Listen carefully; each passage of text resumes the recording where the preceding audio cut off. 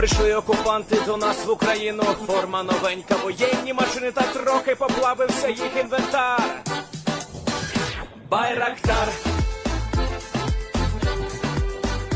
Байрактар. Російські танкісти сховались в кущі, щоб лаптем посьорбати довбані щі, та трохи у чах перегрівся навар. Байрактар, Байрактар. Приперли зі сходу до нас барани для восстановлення великої страни. Найкращий пастух баранячих отар. Байрактар, Байрактар. Їх доводи всяке озброєння різне, потужні ракети, машини залізні, у нас на всі доводи є коментар. Байрактар,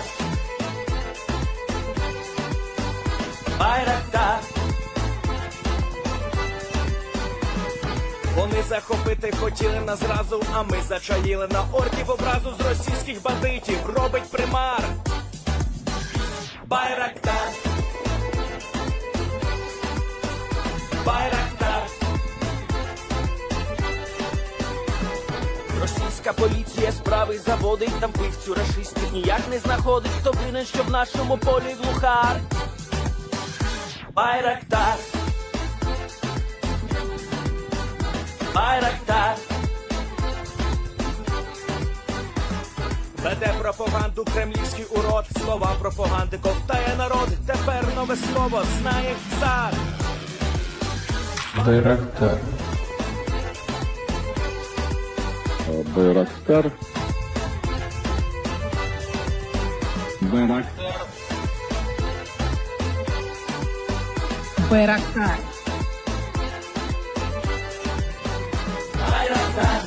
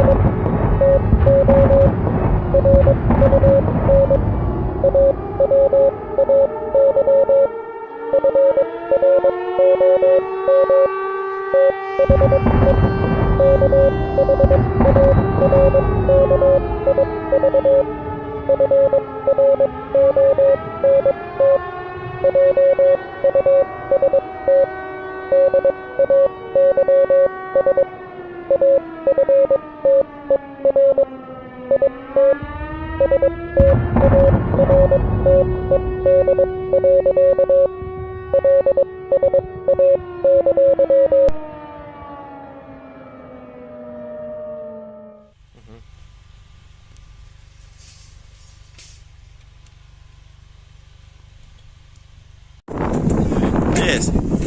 The Leaf Spring Army sends its regards.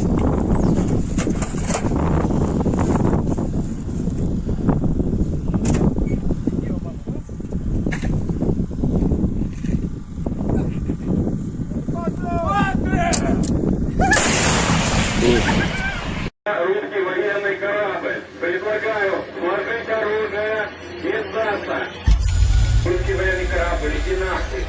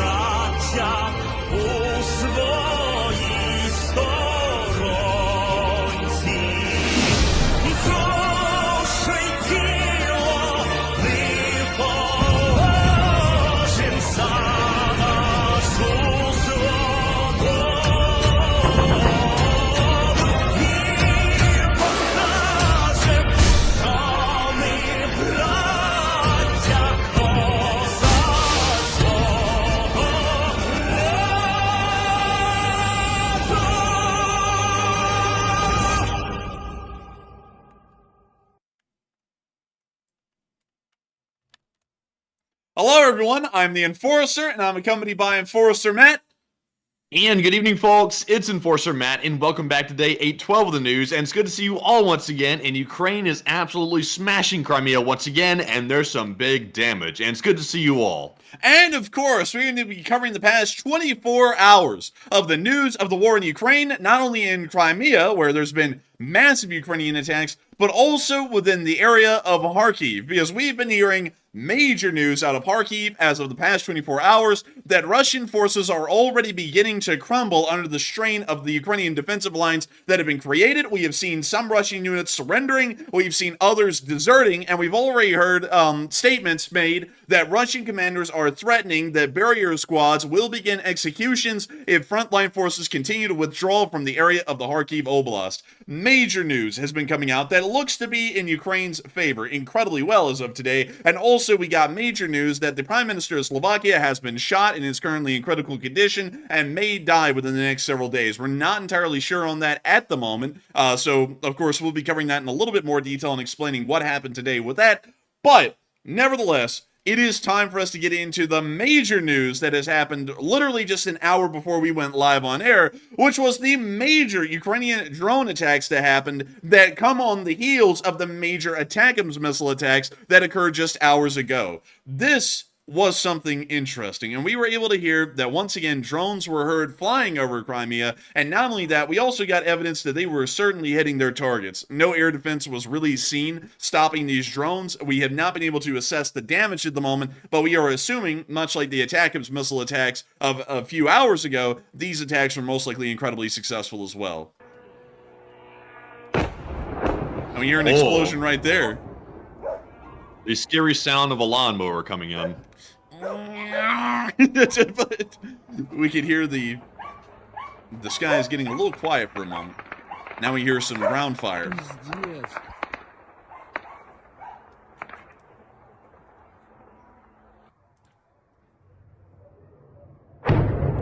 We hear another explosion.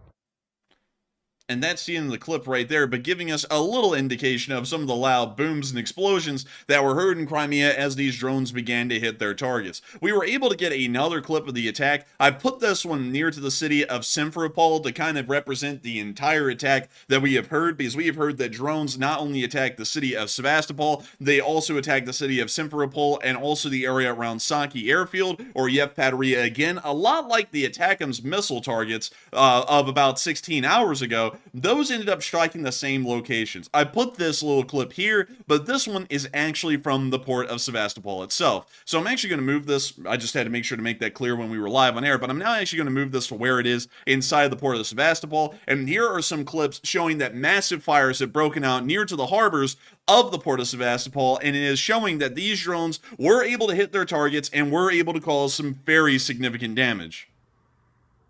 We can see major fireballs erupting from the port and creating really small fire tornadoes that are projecting upwards into the sky and giving a clear sign that there is some heavy damage.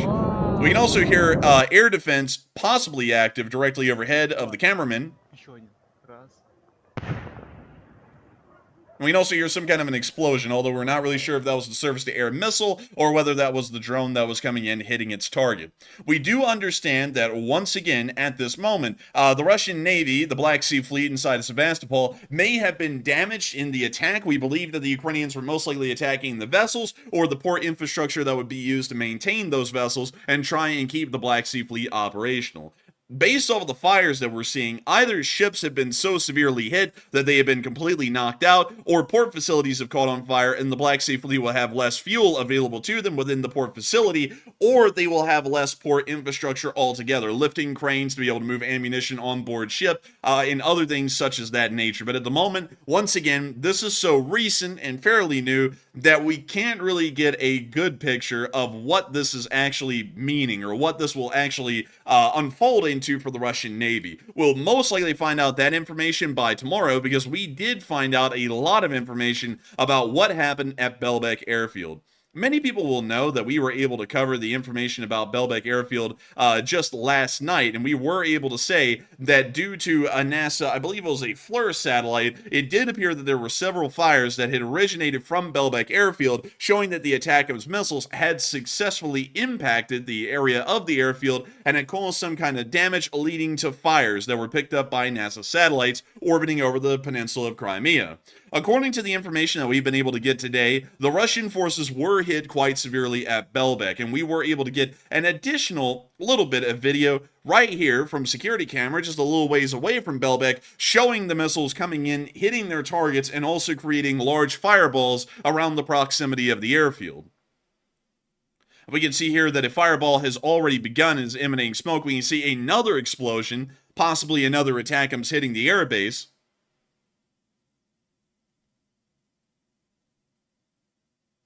I guess you could say the NASA firm satellites were accurate. It looks like the hits are pretty strong. And I saw you correct yourself as well, because Wubba said it's firms, and I said FLIR earlier, so thank you for correcting that, Wubba. But beyond that, it does appear... Oh my god. Did you see that one? It was a little bit of a big one there. I don't know what that hit. Let's go back. Let's see if that was an impact, or was that just like a secondary explosion. Cannot tell. That's actually really hard to tell, but that was huge, whatever that explosion was. Now, I will give you all a bit of a spoiler here. The explosions here are incredibly large, probably a lot larger than we would expect from the one thing that we have confirmed destroyed the airfield, which is, I believe, it's a YP-65E radar system that is a part of the S-400 battery. We do know that the radar system was destroyed, meaning that the S-400 battery on the northern end of Sevastopol and a part of the Belbek air defense perimeter has been completely knocked out because it no longer has an operational radar system to be able to guide the anti-air fire. This does not appear to be an explosion that is related to that specific system being caught on fire. The radar is not made of highly explosive components, and so this appears to be something else that has exploded onto the territory of Belbek airfield and has knocked something else out. We do understand that some of the things that may have been hit were the air traffic control tower, or maybe the tarmac or the ramp of the airfield where a lot of the aircraft were being stored or really kept until they were being used on sorties. That may be what we're seeing, or it may be the logistical facilities on base that have been hit, and a large amount of munitions and fuels are catching on fire and exploding at the moment, and that's also what we're seeing on camera as well.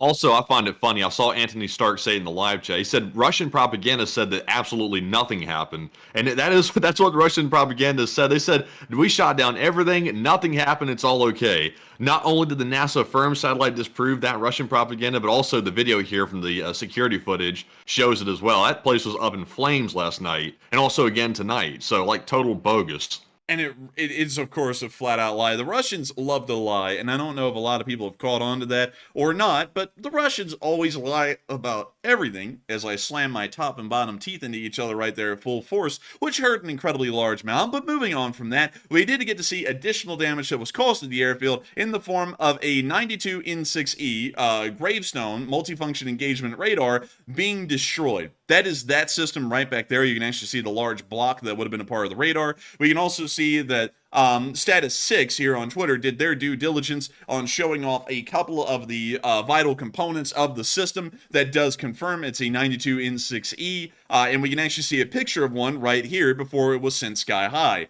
This system was knocked out in the attack last night, and while radar systems are not the big boom booms that a lot of people love to see, you know, in the form of the S-400 missile launchers or in the form of, say, a tactical bomber, this system costs a lot of money. Radars like these cost tens of millions of dollars. I would estimate that this system alone was probably around $40 million to $50 million. Its destruction means that the entire S-400 battery that this thing was attached to has now been knocked out of action for the large part.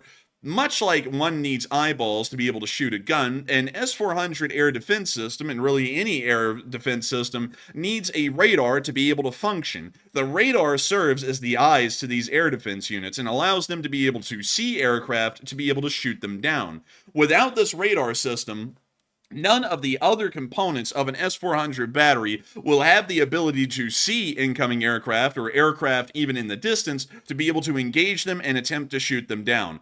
This, of course, inevitably means that the Russian Belbek airfield at this moment is completely deprived of any kind of air defense system. They probably only had one S-400 battery at the airfield, and considering that the radar has been knocked out, this is once again letting us know that the Russians do not have any air defense at Belbek, and most likely no air defense in northern Sevastopol at the moment either, meaning that the attack corridor is open, and it appears that that was already exploited. And I'll make sure to remind everyone of the time sequence here.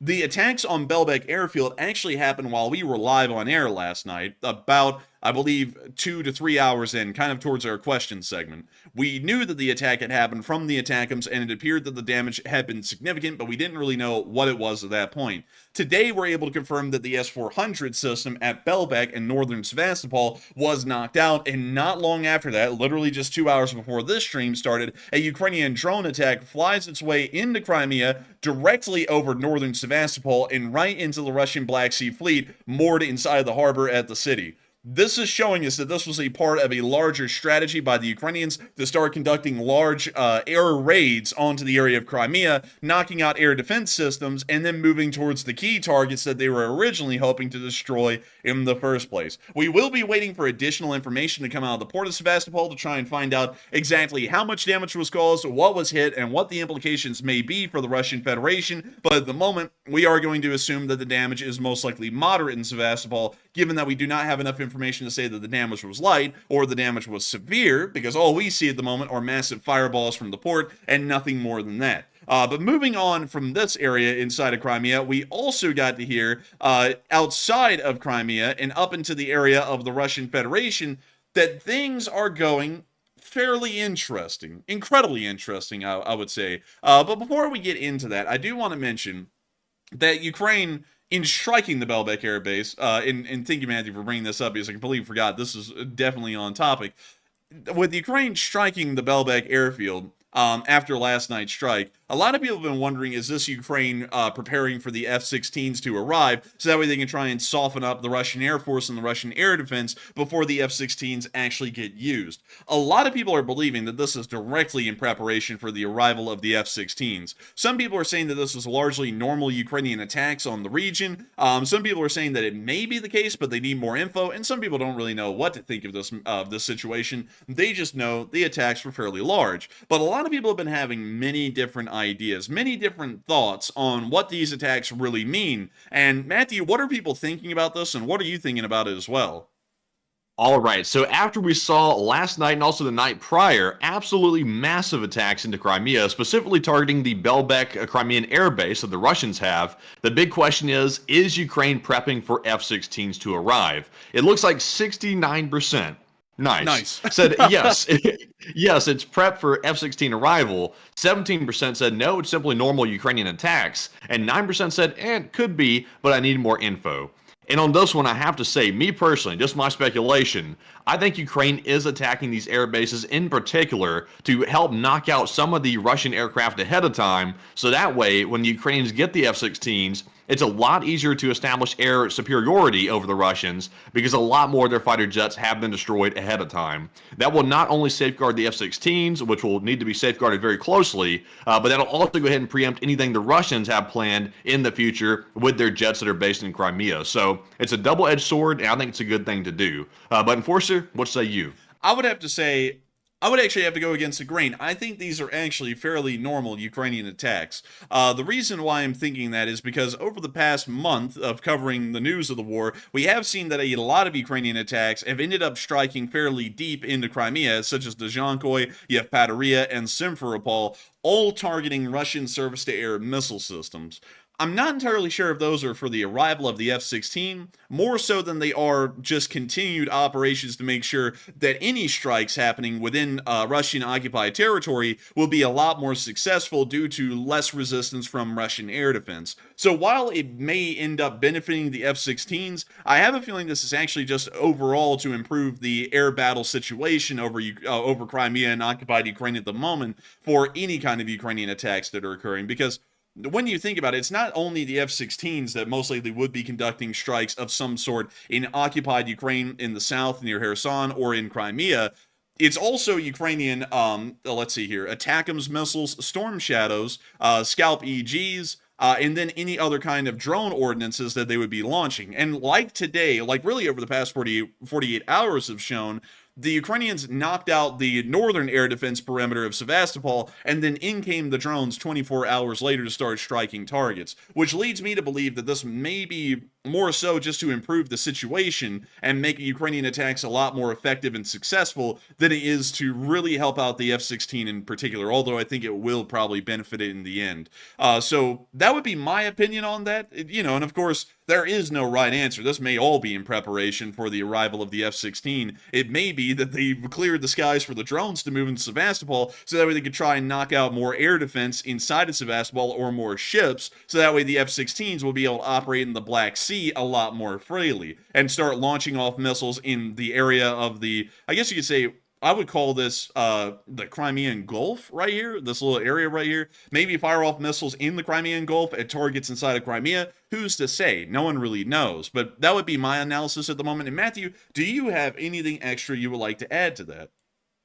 Me personally, I just still stick with my answer here on this poll. I think it is specifically in preparation for the F-16s arriving because Ukraine is specifically targeting this air base for one. That's a big sign here. And the Ukrainians have struck the naval yards in the past, so that's another possible target. But they're honing in on these air bases. So I know it's speculation, and on my part, I would say I'm still sticking with the first answer there. I think it's preparations for it, and that's not the only preparation they're taking for the F-16s. And I think all the preparations are basically sort of premised around trying to go ahead and protect the F-16s ahead of time by knocking out more aircraft. And also, keep in mind, they're also building underground bunkers to actually house the F-16s in. So the Ukrainians are taking the security of these new jets very seriously, and I think this is another step toward it. Maybe so, and we'll have to really wait and see if it is or isn't, but hopefully we were both able to address that incredibly well at the moment, given the information we have. And before we actually move on into the Kharkiv area and I start to go into a deeper analysis of actions and really frontline movements that we've been seeing, I want to really quickly move out of Ukraine into some major news that happened inside of Slovakia today for many of our European viewers, considering that about 40% of everyone watching right now is most likely from inside of the European Union. And I'm sure that many people have heard the major news today that the Prime Minister of Slovakia has been shot by a would-be assassin. Well, actually, we're not really sure if he will be the assassin because right now at the moment, the Prime Minister is clinging for life inside of a hospital, and the Ministry of Defense is saying that they will most likely not know if he's going to make it or not for the next 2 to 3 days. So at the moment, the situation is incredibly serious, and it does appear that an assassination attempt has been made on the Prime Minister of Slovakia.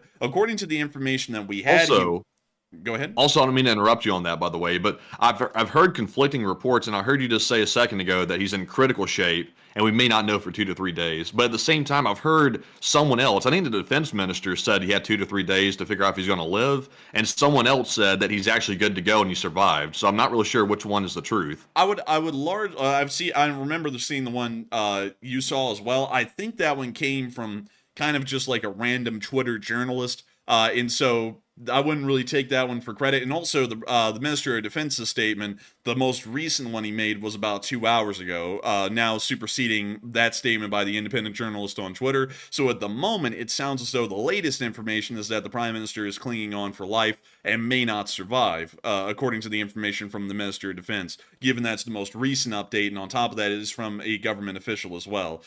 So going off of that, and I will say this, that's going off of the Minister of Defense's statements, which we do have to take at face value on this channel, considering it's a government official, and a government official's word will supersede a internet journalist's word in every single situation on this channel. We don't really know the exact story at the moment.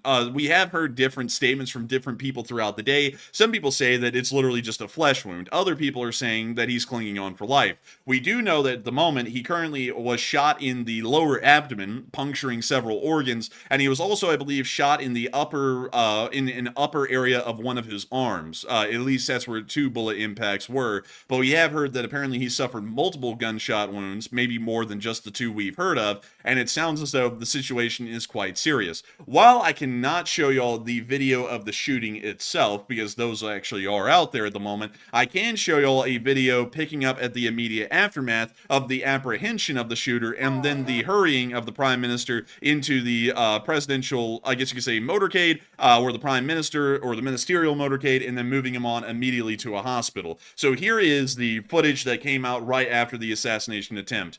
Really quickly, to lay the scene, to the left, off camera, is our assassin who is currently apprehended and sitting on the ground. Police have pretty much mobbed over him. We can see the presidential, well, I keep on calling the presidential, the ministerial bodyguard surrounding the Prime Minister, which you can see right here, and some of the bodyguards are dragging him into the vehicle, which they'll then put him in, and then he'll immediately speed off about the halfway point in this clip towards the left side of the screen and start heading immediately towards a hospital. But here is the clip of about 22 seconds of the aftermath directly after the shooting. When you see the Prime Minister being dragged into the car, and they are throwing him in, but you see the bodyguards immediately hopping in the back of the vehicle as well. The car then speeds off immediately, which you'll see a little bit in the background, right? Let's see here. Right there. There goes the car with the Prime Minister in it. It'll be followed by the motorcade, and the assassin is on the ground inside of this human pile right here of police who were apprehending him. I gotta say, like, I saw the actual video of him getting shot. Those security guards that he had, his Secret Service, were slow as hell to respond to him actually getting shot. They all stood there for like a solid like 5 seconds while the guy was ringing out like 4 shots from his pistol. And I even saw one security guard take off running like the other direction. He didn't even run toward the gunfire. I was like, what the hell kind of security does he have? That they basically let the guy get shot from what I saw. Yeah, I mean, it was crazy to look at. I'm not going to lie. It was crazy to look at as well. The security really did drop the ball. And also what we understand is that this was point blank range, because if you watch the footage, it appears that the man, I couldn't really tell, man, but it looks like he grabbed an arm of the Prime Minister, pulled out a pistol, and then just started shooting at him. Yeah, he did. He just literally stood there point blank, like I think it was like 4 or 5 rounds. He just let loose into him while the security just sort of like stood there dazed for a second. And of course, we don't know if all 4 of those shots hit. We do know about 2 that did hit his body, but we do not know if the other 4 hit him as well. But based off of the current statement that we have from the Minister of Defense of Slovakia, we have heard that the Prime Minister is fighting for his life. This statement came out at 1:08 p.m., and according to the statement from Kalinak, who is the Minister of Defense, he said that his health is really serious and the situation is bad. And as of recently, we have heard that apparently he's in some kind of possibly of a coma, and he may not recover. The Ministry of Defense has said that they'll most likely know if he'll be able to recover or not within the next 2 to 3 days, but there were certainly some major security issues that were had, if you could actually see the video of the shooting, which we cannot show on YouTube because they're going to be very unhappy about that, but nevertheless, the situation was pretty grave. The security was terrible. Like Matthew said, it seemed that they almost ran off or didn't really do anything. And then another thing that was really interesting to note is that they didn't really create a security perimeter around the Prime Minister or check anyone for firearms that was getting near him, so someone was able to get right up on the guy and then just start blasting them away, which seems to be a massive, of course, security oversight, the best way to put it. Yeah, complete failure. And not only that, we don't really know the motives of the assassin either. We have heard that the guy apparently was maybe a Russian or affiliated with the Russians, but the thing about that, though, is that the Prime Minister is actually a little bit more Russian-leaning, so the entire situation is completely confusing at the moment. We don't really know much about it, but a lot of people have been really theorizing. A lot of people in the live chat right now have been theorizing about what this guy was, and if this assassin was a pro-Russian agent. And a decent amount of people really think that the guy was a pro-Russian agent, probably either communicating with the FSB or operating on behalf of the Russian government to end up attempting to assassinate the Slovakian Prime Minister. Some people don't really know for sure and say that they need more info. Some people are saying that it's likely fake news and not a Russian agent. And to give that group a little bit of credence, every time an assassination happens, it doesn't have to be because of a higher power. There are crazy people. Because if many of y'all remember, back a while ago when we were covering the news on this channel, Shinzo Abe got assassinated while we were live on air a little while ago. And it turns out that the assassin that ended up killing Shinzo Abe in Japan had absolutely no ties to any foreign government. He just killed Shinzo Abe because he did not like him. Also, I'm apparently seeing that we're having a bit of lag at the moment. We are back. And we are back. We are back and at it. But beyond that, getting back to Shinzo Abe really quickly, just in case you all didn't hear that. When Shinzo Abe, oh my lord, when Shinzo Abe got assassinated outside of Osaka, I believe it was in the suburb of, let me see. Man, I forgot where the suburb was, but it was right outside of Osaka, somewhere out here. But beyond that, he got assassinated, he got killed, and then later on, the assassin finally revealed his motive, and he said that he wasn't affiliated with any government, he was just a guy who did not like Shinzo Abe, and ended up constructing a pipe gun from Fallout, and ended up taking the guy out. So it could just be the guy's a nut. It could be that he's affiliated with the FSB, and the answers are not clear at the moment because they have just apprehended the guy as of a few hours ago, and he has most likely not been interrogated yet. They probably haven't found out a lot of information, but nevertheless, a lot of people have been talking about what is this guy and who is he related to? Is he related to the Russians? Is he related to nobody? Is he just a crazy nut? And Matthew, what are people thinking, and what are you thinking about it as well? All right, so after we're hearing that some reports claim that the alleged assassin of the Slovakian prime minister, which he's not, out yet, so it's not really an assassin, more like a alleged assassin. People are saying he's pro-Russian of all things, while the prime minister Fico, however you say his name, was also quite pro-Russian himself. So, what are your thoughts? 49% said it's likely true and is a pro-Russian assassin, while only 17% said it's likely fake news, and at 23% said, I really need more info.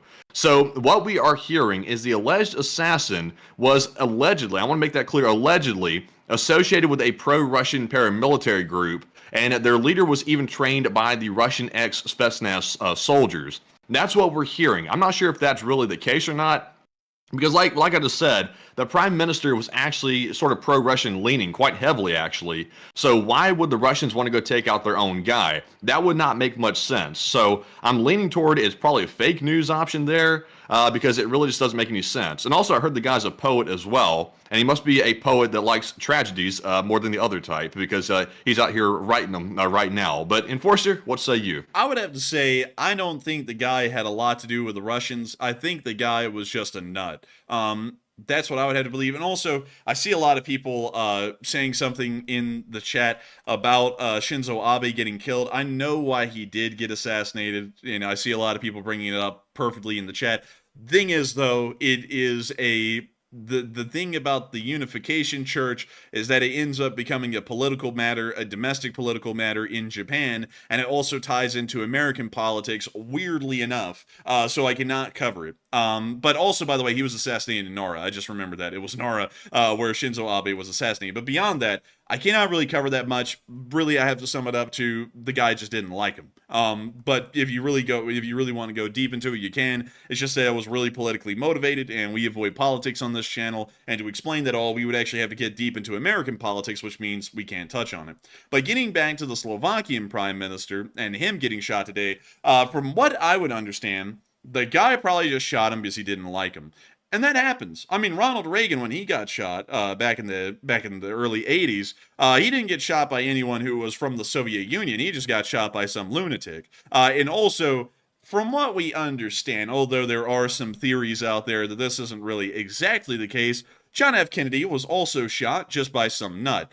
Although some people think that it was a hit or something along those lines, we can't really go into that because that's more conspiracy theory territory. But the general idea is that it was some kind of a nut in the book suppository that ended up blasting Kennedy. And then on top of that, for example, John Wilkes Booth assassinating Abraham Lincoln, just to go through all the American ones. John Wilkes Booth was not an agent of the Confederacy. He was just more so a nut that liked the Confederacy and then ended up shooting Lincoln because the Confederacy had literally ceased to exist months before. And then another interesting one, in World War II, when Operation Valkyrie was conducted by some higher-ups in the German high command against Hitler, they were not also, just some people saying, depository. Was it a book suppository or a depository, Matthew? It's not a suppository, trust me. I'll be damned. It's a depository. It's a depository. All right, fair Not enough. a suppository. I think man and fish can coexist peacefully. But beyond that, when Operation Valkyrie was conducted against Hitler by some of the officers in the German High Command in the latter part of World War II, they had absolutely no coordination with the Allies or the Soviets in attempting that assassination. They simply just didn't like Hitler. So I would have to believe that this was not motivated by the Russians. This was most likely done just because the guy did not like the Prime Minister for one reason or another. And so with that, I hope that does address that fairly well, and I see that apparently the word I said does not have the meaning I thought it did. But anyway... And apparently it's not a depository either. It's apparently a repository. I don't know. It's a place where they drop off books. That's all I know. It's a pository of a sort. It is a pository with a prefix of unknown type. But with that, I hope that does address that the best I can at the moment, given the condition inside Slovakia. I didn't know that this would become a slapstick routine, though, speaking about this, but nevertheless, it did. But moving on from that and out of Slovakia, we have to start moving on into Ukraine now, and everyone's got to strap in, because this is one of the few times I actually get to stretch my legs and do a decent amount of military analysis on what is going on in the area and what we're most likely going to be expecting. Usually on this channel, over the past year, Russian advances and Ukrainian advances are so minor in scale that we can't really get a lot out of what's going on in a bigger picture. Nowadays, with what's going on in Kharkiv, things are moving quickly enough for now that we can actually get a pretty good picture of what the Russians are doing and what the Ukrainians are doing and what the end result may be. So we can get a lot out of this at the moment, and I'm going to be showing y'all the frontline map. It had not updated before we had gone live. It still is not updated at the moment. So right now, we're going to have to take it at face value that these front lines have not changed for 48 hours and are remaining the same way as they were yesterday. This is something that is very important, and it is showing that at the moment, based off the information that we have, Ukrainian forces are containing the Russian offensive that has moved into northern Kharkiv, at least from the information we have right now. We do know that Russian forces have been able to move forward a minor amount, about 1 or 2 city blocks, and into the area of the high-rises within Vovchansk, which are seen right where my mouse cursor is moving right now. It does appear that the Russians are going with the typical textbook blunt force straight into the city and try and take it and then push out the other side, which means that the Russians will get bogged down and will not be able to move forward at a rapid speed. This also means that the Russians are probably running into some decent logistical issues. They could try and easily encircle the city and move around it. That's something that they could easily try and do at the moment, because Ukrainian reinforcements are still moving into the area, and while defensive positions have been made, if the Russians focalize their efforts into one area, they most likely could create a breakthrough and continue to push on into the area of Liman and also Simonivka, just further to the south and along the highway leading to Vovchansk.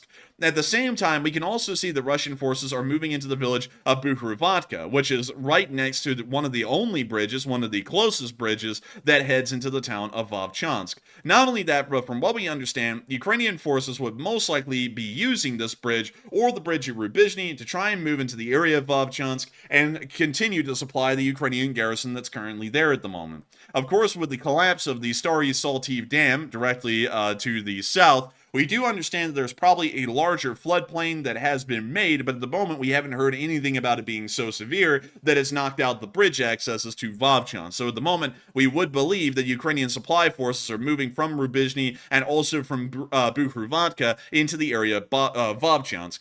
As of the past 48 hours, Ukrainian supply forces are most likely taking the Bukhruvatka route in a very limited capacity, considering that it is almost directly on an active front line at the moment, and a part of the route goes through no man's land. This means that the closest supply line right now is at Rubizhny, and the closest supply line for the Russians is most likely within the area of the town of Shebekino. The Russian forces are dealing with a large amount of logistical issues. While the supply route is incredibly small at the moment, there are not a large amount of usable roads within this area of Ukraine, specifically around Vovchansk. Most of the roads are either packed dirt, or they are not even packed dirt, they're really just pads, and because of this, the Russian trucks, given the current conditions around the area, may be getting bogged down. And also, as increased road traffic occurs, as the Russians consume more ammo, getting involved in heavy fights with the Ukrainian forces, this will once again begin to severely whittle down the amount of available supplies, as Russian supply trucks will, even if the ground is dry, drive over the roads so much they most likely will turn into a slush, and this will start to create some major issues in this area. Also, on top of that, we do understand that the Ukrainian forces did withdraw into the area of the city of Vovchansk to create more defensible positions with the buildings within the city, and also a lot of the front lines have moved back to higher points. TK is apparently on a high point, on a hill next to the Babucha Creek, which is just directly south of it. And we also understand that the forested area just to the west of Vovchansk is also on some kind of a promontory or some kind of a higher elevation area. Buhrovatka is not. We understand this area is actually more of a flatter plain in between Buhrovatka and Zelene, which is the area currently under Ukrainian control directly along the border. And so at the moment, we understand that the situation appears to be under control. Russian forces will most likely attempt on the western side of the Seversky Donets River to take the village of Buhrovatka, deny access to the bridge works that move over into the area of Vovchansk, and also try and move further down to Staritsia, Izbitske, Vavorivka, and then also finally on into the area of Rubizhny. If they are able to threaten the village of Rubizhny, this means that Russian supply lines will be, of course, stretched, but Ukrainian supply lines will be even further stretched, as Ukrainian supplies will either have to try and cross the bridge all the way down at Pecheniki, or they will not cross at all. Of course, some people are probably going to be wondering, what about the Stary Saltiv bridge crossing that's on the dam? That was, of course, knocked out several days ago when the Russian missile ended up impacting the dam and knocking out the roadworks and also a part of the dam structure as well, meaning that Rubizhny is the closest bridge crossing the Seversky Donets River for Ukrainian supply to be able to reach the town, and this means that if Rubizhny was captured or if the bridge was blown up, this means that Ukrainian forces and logistics now have to operate out of Pecheniki, which is far to the south of Vovchansk, meaning that Ukrainian supply lines would be almost 4 to 5 times longer than the Russian supply lines from Shebekino, putting them at a severe disadvantage. At the moment, in the area around Hleboke and Lukiansi, the battle appears to be in the Ukrainians' favor. We have seen Russian units surrendering in this area, and we've also heard that apparently this is the area that is taking the highest losses. There is really no forest cover in most of this area, making it pretty much a killing field at the moment, and we can actually see this right here on screen. There is really no cover for Russian forces. There isn't even the usual tree lines from field to field that would give the normal kind of protection that the Russians would have expected in places in southeastern Ukraine. Going off of this, Russian forces are taking such high losses in this area that we are hearing that units are surrendering, and we do have that on film today, and we've also seen that other units may be attempting to desert back across the border and back into the Russian Federation. And that has also led us to hear a statement that a Russian commander of a unit in this area has given an order that if any units desert or attempt to retreat from this area in Kharkiv, there are barrier units that will immediately begin to summarily execute deserters, meaning that they will have a better chance of survival on the front lines, trying to force them to fight against the Ukrainians in fear of what the Russians in the rear lines might do to them if they retreat from this area of the front. So at the moment, going off of all of this, things appear to be fairly balanced. It does seem that the Russians may be able to get a little bit of potential around the area of Vovchansk, although Ukrainian defenses are being set in their most advantageous positions, and we also know that they're still being reinforced. And over in the western area, it appears to be completely falling apart for the Russian Federation, as the Ukrainian defenses have already pretty much been set up. They're taking high losses, there's not really a large amount of cover, and for this reason, units are beginning to surrender or desert from this area of the front line, meaning that this offensive is really crumbling about as quickly as it began at this point from what we're seeing based off of today's information. Moving on into the actual footage, we have a load of stuff to cover and talk about that backs up everything that I just went over in the battle analysis. But Russia is continuing to attack Ukrainian civilian infrastructure and violating the rules of war. And we've also seen that inside the city of Vovchansk today, and also within Kharkiv, although we don't really cover that a lot on this channel about the strikes that the Russians conduct on Ukrainian civilian infrastructure. It is happening pretty much daily. And a lot of people have been talking about what the Ukrainians should do. Should the Ukrainians do the same, or should they not? And a lot of people have had some very interesting comments on this. But Matthew, what are people saying, and what are you thinking? All right, so this is somewhat of a contentious poll. It looks like about 43% said that Ukraine must level the field and attack Russian civilian infrastructure in exchange for Russia doing that to Ukraine. It looks like 32% said no, Ukraine can't violate the rules of war, and then 19% said only in extreme situations. And on this one, it's very tough because Ukraine is fighting to protect democracy and also the rule of law. That's what Ukraine's fighting for. So to say that Ukraine should violate the rules of war, that's a little bit of a tough one. But at the same time, we have to be real. If Russia keeps heavily attacking Ukrainian civil infrastructure, Ukraine can't simply keep fighting this fight without doing the same to Russia. Otherwise, the playing field is not going to be level whatsoever, and Russia's going to have a major advantage by crippling Ukraine that Ukraine really can't do in return because of the rules of war. So, honestly, I'm with the 42%. I think Ukraine has to do that now to actually just level the playing field, and if they don't, I think it might be detrimental to them because Russia's not holding back whatsoever when it comes to attacking dams, electrical infrastructure, as well as just civilian targets. So, Enforcer, what say you? I would have to say, largely, I'm not really a big fan of hitting civilian infrastructure. If it's bad that the Russians are doing it, it would be bad for the Ukrainians to do it. And I don't ever think that the right side should stoop down to the level of the enemy to try and get on their level, because if that was the case, then that means the U.S. forces should have dressed up as civilians in Iraq and started to conduct guerrilla warfare and just start killing civilians in mass if need be to end up achieving their objectives and things along those lines. And I'm not really a big fan of going down a route where Ukraine starts to conduct atrocities or war crimes to try and get on an equal level with the Russians. It's not really leveling the playing field per se either, because with the Ukrainians attacking Russian oil refineries, they're really doing more to the Russians, and that's more of a military target than anything. They're doing more to the Russians there than the Russians are doing to Ukraine, knocking out thermal power plants and different kinds of power plants throughout the territory of Ukraine. So I would have to say I'm not really a big fan of something like that because that would be pretty tough. And also, it's hard to argue a moral high ground to continue to support Ukraine, because then the opposition can go, well, y'all are doing the same thing that the Russians are doing, and you're saying they're the good guys.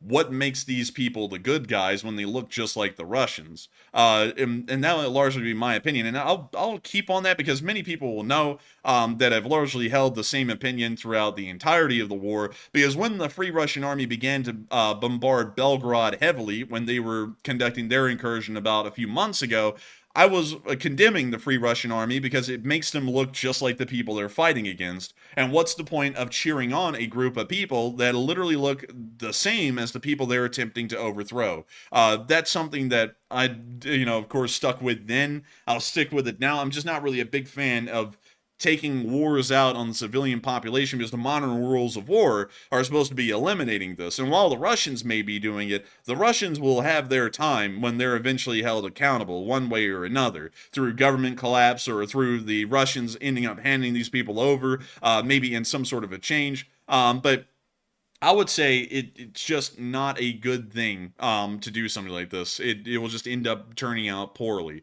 And also, real quick, Enforcer, I just want to make it clear. When I said that, I'm not advocating for Ukraine to strike civilians, like actually kill civilians. That's not what I'm advocating for whatsoever. And in fact, I'm really not advocating for Ukraine to hit civilian targets. But if it means the difference between Ukraine losing the war or Ukraine winning a war by knocking out Russian infrastructure like that, I would personally say they're going to have to do what they got to do. And when I say that, I'm specifically referring to electrical infrastructure and things like that. I'm not referring to actually hitting civilian apartment buildings or anything like that. That would not be right. I don't support that whatsoever. But at the same time, Ukraine's already somewhat doing that because they are striking electrical substations inside of Russia, and they are striking inside of Belgrade. So they're already kind of taking that step, not fully, but they're getting close to doing that on a pretty large scale. I think they're basically realizing we have to do what we have to do to win the war. They kind of have been moving in that direction, but I'm not really a big fan of that kind of a direction, because what does it really do? Like knocking out the electrical infrastructure in Belgrade, it doesn't really do much to change the war effort. Like when Ukraine hits oil refineries, that is critical. I mean, that is really actually changing the direction of war based on how many oil refineries they were able to knock out. but knocking out an electrical substation in Belgrade and knocking out a lot of people's access to power and not really impacting a lot of heavy industry in the meantime, and that heavy industry has backup generators that will keep those factories running, so it doesn't really impact anyone but the Russian citizenry. That just, it seems to be inhumane, a lot like the Russians are doing to the Ukrainians right now by saying we'll hit their power infrastructure by the time it comes around the fall, so that way when the winter comes they'll freeze to death. It's kind of a similar kind of a mindset, because by attacking the electrical infrastructure, especially in this area of the world, by the time winter comes around, people are actually going to start freezing to death. And so you're indirectly killing them by conducting action against their infrastructure. So I would generally have to say it's a really tough one, because back in the day, back in World War II, we would have bombed the hell out of the power plants. That was one of the first things that we would go for. And when we went and invaded Iraq in 2003 and also attacked Iraq, well, really invaded Iraq sort of in the Gulf War in 1991, we also knocked out their power plants then. But things are changing, and civilian infrastructure as a whole isn't really supposed to be on the table anymore. And so I would have to say I don't really know. I'm not really a big fan of it still, and I think I'd have to stick with my guns on that. But still, I know a lot of people have questions to ask, Matthew. A load of them have some really interesting ones. And what do we got, Matthew? All right. And also, by the way, I just want to add one more thing.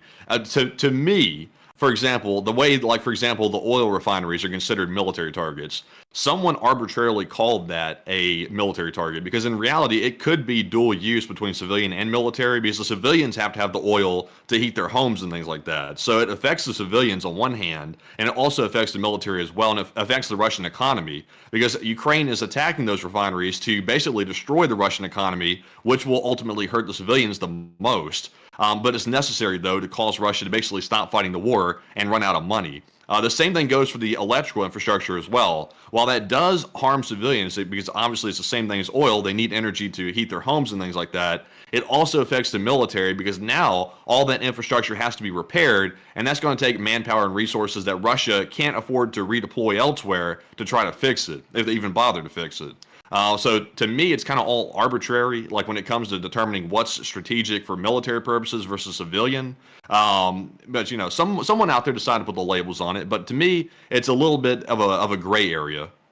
Well, it's a little bit of a gray area, yes, but there are things that are used a lot more by the military than they would be for the civilians, and would impact the military far more than it would civilians.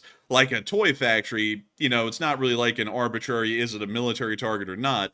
I mean, does the military use toys? Nah, not quite. So it's not a military target. But with with oil refineries, everyone goes, okay, so what does the military consume the most?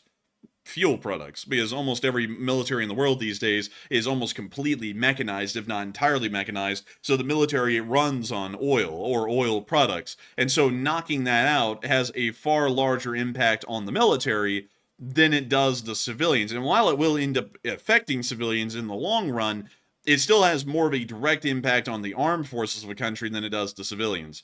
So that's why it ends up being a military target, is because they're trying to gauge how much is this used. For example, steel production. In a war, steel is usually prioritized for war production, producing tanks, artillery, anything that the military needs that requires steel. The steel will be moved to them as a priority over the civilians. Rubber as well. God 420 just threw that one in. Rubber was also a big one. And so they don't go like, are children going to be buying bulk steel for like steel rolled homogeneous plates for a tank? No, they're not. And a normal person isn't going to go to the grocery store and buy a sheet of steel. A military factory will, a tank factory would, which would be buying the steel in bulk to continue to produce tanks, trucks, and anything else needed for the war effort. And so then it ends up being deemed a military target instead of a civilian target. And so that's kind of the difference that's made. And usually military targets only remain in the heavy industry, things like steel, oil, things like that, where the civilian populace wouldn't really be buying any of that outright. Those are usually deemed as military targets. So I would have to say it's not that arbitrary when you really look at how things. Well, I mean, you would say, like, between, like, the oil refineries and also the electrical infrastructure, that those are pretty evenly dual use, like, between military and civilian. Not quite, because like what Russian guy in Ukraine is tapping into the Belgorod power grid to continue the war effort? From what I No, would no, know. no, like, wait, when you say tapping into the grid, like the Russians must have electricity. Like they have to have electricity when they're across their border and preparing to go in, and they're staging their attacks and invasions. They use that equipment, also that infrastructure, to basically support their troops while they're over there preparing. Like they do use that stuff before they go in. I mean, a little. I mean, like to keep the lights on the barracks, sure, but beyond that, not really much. I mean, like most military equipment runs on fuel, gas, petroleum, things like that. Not really a lot of it runs on electricity. And so the military, like a modern military, could largely run without a lot of electricity at all because most of their equipment is made to be operating out on a battlefield where there is no connection to electricity or electricity simply does not exist.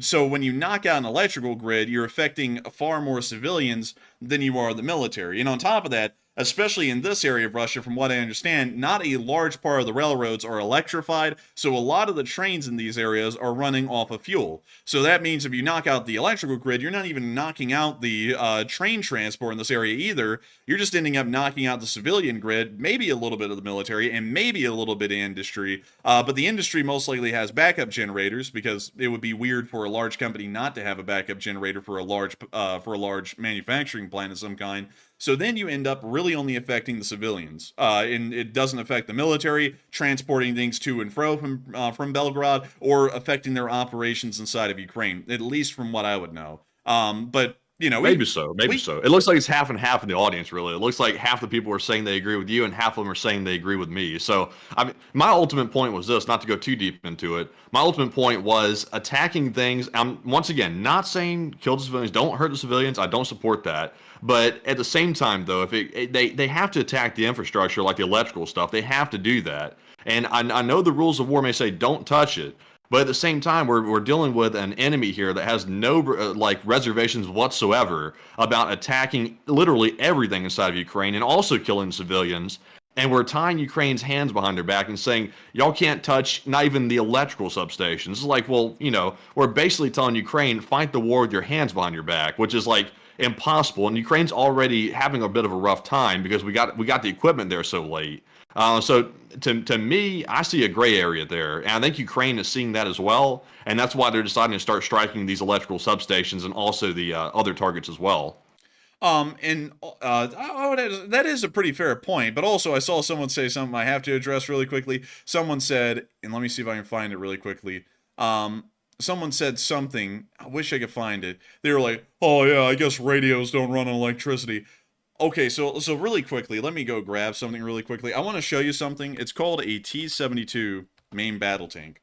Now, the T-72, every single one of them has built-in radios. So where is the electrical plug-in for them to hook in the low voltage power lines into the back of the tank so it can run its radio? Where is that? Because I would like to know. Because I get the argument that radios do use electricity to be able to emit radio waves and to be able to communicate with each other, but that doesn't require a civilian power grid to function. Much like I was saying earlier, the military requires a very low amount of electricity in the field, and if they need any, it's usually produced from the vehicles that they're using, or it's produced by battery, like a lot of the radio communication systems that are carried by infantry. You don't plug those into a power socket and just drag the power socket behind you for miles. You sit there and you plug in batteries into your radios, and they work until the batteries run out. So, as far as electricity goes, there isn't really much to be used. And also, that would be a huge hindrance for a military to have to use electricity. That's why fuel is such a massive thing for armed forces around the world. And that's why petroleum ends up being deemed a military target, because who uses petroleum almost exclusively? The military. If they used electricity, like say they had to plug in a tank and charge it, that wouldn't really do that well, because electrical infrastructure is very, very fragile to enemy attacks. And if an enemy slammed a missile into the nearest power plant, well, that might overload the grid. The grid might go out, and then all the tanks are no longer operational because they can't get recharged. So it all runs off of petrol for the large part, or gas, or diesel, or whatever you want to call it. But with that, I hope that does address that the best we can. But Matthew, I do understand that we got some questions. We got to get to them. And so with that, what do we got? All right, so our first question of the night goes to Monkey Madness, who puts in a $20 donation. And thank you very much, Monkey Hey! Madness, for that support. And he is a longtime channel legend, and thank you very much. He says, shout out to Peggy, LSA's #1 fan and best friend a Hey! monkey could ask for. And Margaret Hemsley, can I get a Shoigu? Slav Ukraine. And Shoigu at the non-probasnable. And also Shoigu. Well, I already did that. What the hell? I did. I reread it. I was like, do it a second time. But still, Slav Ukraine. And a huge shout out to Peggy. And thank you so much, Monkey Madness. I'm assuming you're Drunky Monkey with a new name. And also, thank you for always being here with us and always enjoying this channel and helping us to keep this thing running. Because folks like you help to make this thing possible, help us to keep it running. And if it wasn't for folks like you, we wouldn't be able to be here right now. And also, let's see here, making sure I didn't miss anything. And of course, Slav Ukraine and long live the Lee Spring Army. And thank you for always sticking with us, Monkey Madness, and still being here with us to this very day. And so with that, thank you so much once again. I hope that does address that incredibly well. And with that, we are on to the next one. All right, and our next one goes to Klassen, who puts in a $20 donation. And thank you very much, Klassen, for that support. Hey! He says, a Ukrainian activist was asked about the Ukraine war. He replies, quote unquote, Russia's war. Russia started this war. It's a war against us. He says, phrasing matters. Thoughts about that in LSA? And thank you for the support, Klassen. And I'd have to say, that is a interesting thing. Because is it really Russia's war or is it Ukraine's war? I would actually argue that it's Ukraine's war for survival, because while the Russians may have started it, if Ukraine loses the war, they simply cease to exist. If the Russians lose the war, they'll probably continue to exist. So I would largely have to say I would still call it the Ukraine war, because it's really all about Ukraine. I mean, the whole entire war is centered around them. If the Russians lose or win, they're still going to exist at the end of the day. If the Ukrainians win, they exist. If they don't exist, they lose. They're done. They will most likely not exist again. And so I would have to say it's more so the Ukraine war than Russia's war. And on top of that, the war is being fought in Ukraine. So it would make a lot more sense to call it the Ukraine war instead of the Russian war, because the Russian war would lead one to believe at face value the war is happening in Russia. It's kind of like calling let's see, this will be a good one. The 7 Years' War was a war that kind of led to the creation of the United States in kind of an abstract way. But here in America, it's called the French and Indian War because we ended up fighting the French and the Indians. We had nothing to do with everything else that was going on in Europe. So when people say the 7 Years' War, you go, well, a lot of people in America would go, what in the world is the 7 Years' War? What is that even? But if you said the French and Indian War, a lot of people would go, oh yeah, because we fought the French in Canada and the Indians and really the Appalachian Mountain region. So that makes a lot more sense. And also in the Ohio River Valley area as well. But that would make a lot more sense. Or better yet, with the Russo-Japanese War, the name really qualifies both sides. You know, the Russians and the Japanese that were both fighting in that war. Or better yet, the Vietnam War. I mean, we could call that America's war because America was involved in it and was trying to support South Vietnam, but it happened in Vietnam, and we call it the Vietnam War. Or the Korean War, because we were also involved in that one as well. And do we call that America's War, or do we call that the Korean War? We call it the Korean War because it happened in the Koreas, and really both sides were in Korea. Well, hell, you know, if you really want to get abstract with that, it was really a fight in between the United States and the Communist Chinese, using South Korea and North Korea as puppets at the time. But beyond that, you can make that argument as well. And it doesn't really hold up well, because then that means that there are loads of wars that just gets called Russia's war. Like the war in Chechnya, it's Russia's war. And then the war in Georgia, Russia's war. And then the wars that have happened in the Caucasus Mountain regions against uprisings, those are just called the Russian wars. And everything's just called by their home country. It doesn't really lay out well where it happened, when it happened, or anything like that. The Ukraine war really lays out a lot because it's happening in Ukraine, it deals with Ukraine, and the Ukrainians have a lot more at stake than the Russians do, so it would make a lot more sense to me to call it the Ukraine war. But that is an interesting point. It's just that as far as classifying everything going on into the future, it would be really, really tough. I mean, it would be next to impossible. But with that, I hope that does address that fairly well. And also, someone said, 1812 was the Napoleonic War, American. I disagree with that a little, because the War of 1812 in America did happen during the Napoleonic Wars, but it had nothing to do with the Napoleonic Wars, because what the United States tried to do during that war was invade Canada and annex it from the British, and we had absolutely no communications with the French. Really, we didn't talk to anyone at the time because America was largely an isolationist country, and so we just said, what if we invaded Canada and just took it? And we tried, and then we failed, and then we ended up getting the treaty again of 1815. But it really had nothing to do with the Napoleonic War. And also, the Napoleonic Wars are not called France's War. They're named after Napoleon. That's also another good one, because while France was the one invading all the other countries from really 1798, I believe, or 1799, all the way up until 1815 at the Battle of Waterloo, the French weren't really the ones piloting the country. It was really just Napoleon just beasting on everyone for about 10 to 12 years, and then finally getting beat in the latter years by the Russians and then the rest of the coalition. So I would have to say, in my opinion, I think the Ukraine war is a much more apt description of the war than saying it's Russia's war. But with that, I hope that does address that. Also, Smoke said England started impressing U.S. sailors. And it was a little bit of a thing. Actually, there was a lot that happened before the War of 1812. We say in American history that it's because they impressed our sailors and we went to war with them. But if you actually go back and look at everything that was happening at the time, it was actually being argued in Congress from about, I think it was like 1806, before the impressments even began, that we should invade Canada and annex it. And people even like Thomas Jefferson, who was still in Congress by the time the War of 1812 was happening, he said annexing Canada was only a matter of marching. And a lot of people were just behind the idea, why not have it? I mean, it may be British, sure, but we would like to have it. It's a lot of land. It has a lot of potential. And on top of that, they're over here, Britain's over there, kind of the same philosophy that we had before, so why not just have it?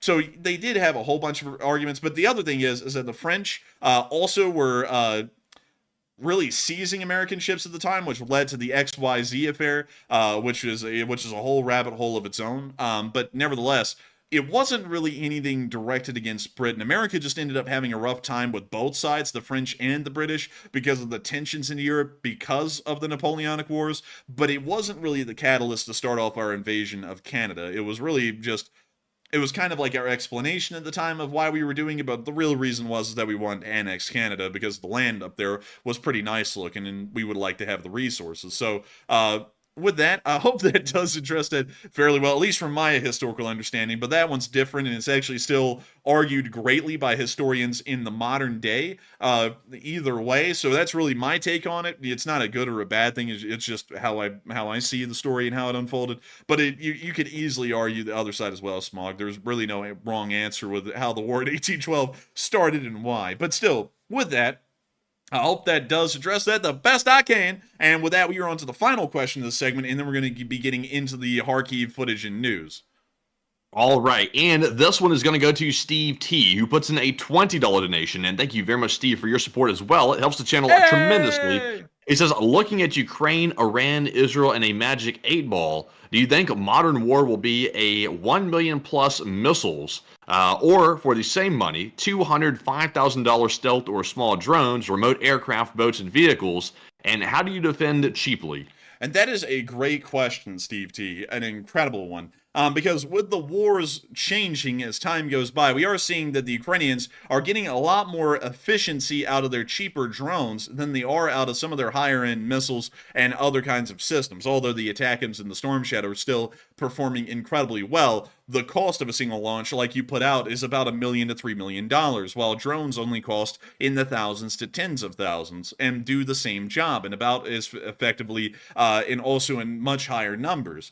And going off of that, the future may be in those smaller kinds of cheaper systems because they just end up getting more bang for the buck. And also you can conduct far more attacks for the same amount of money, which is a huge thing in the military. Everyone always wants to find out how to do more cheaper because it just helps you to be able to dominate out there. And so I would say that certainly is the way things are moving in the future. And that is an incredible question of how do people defend against that?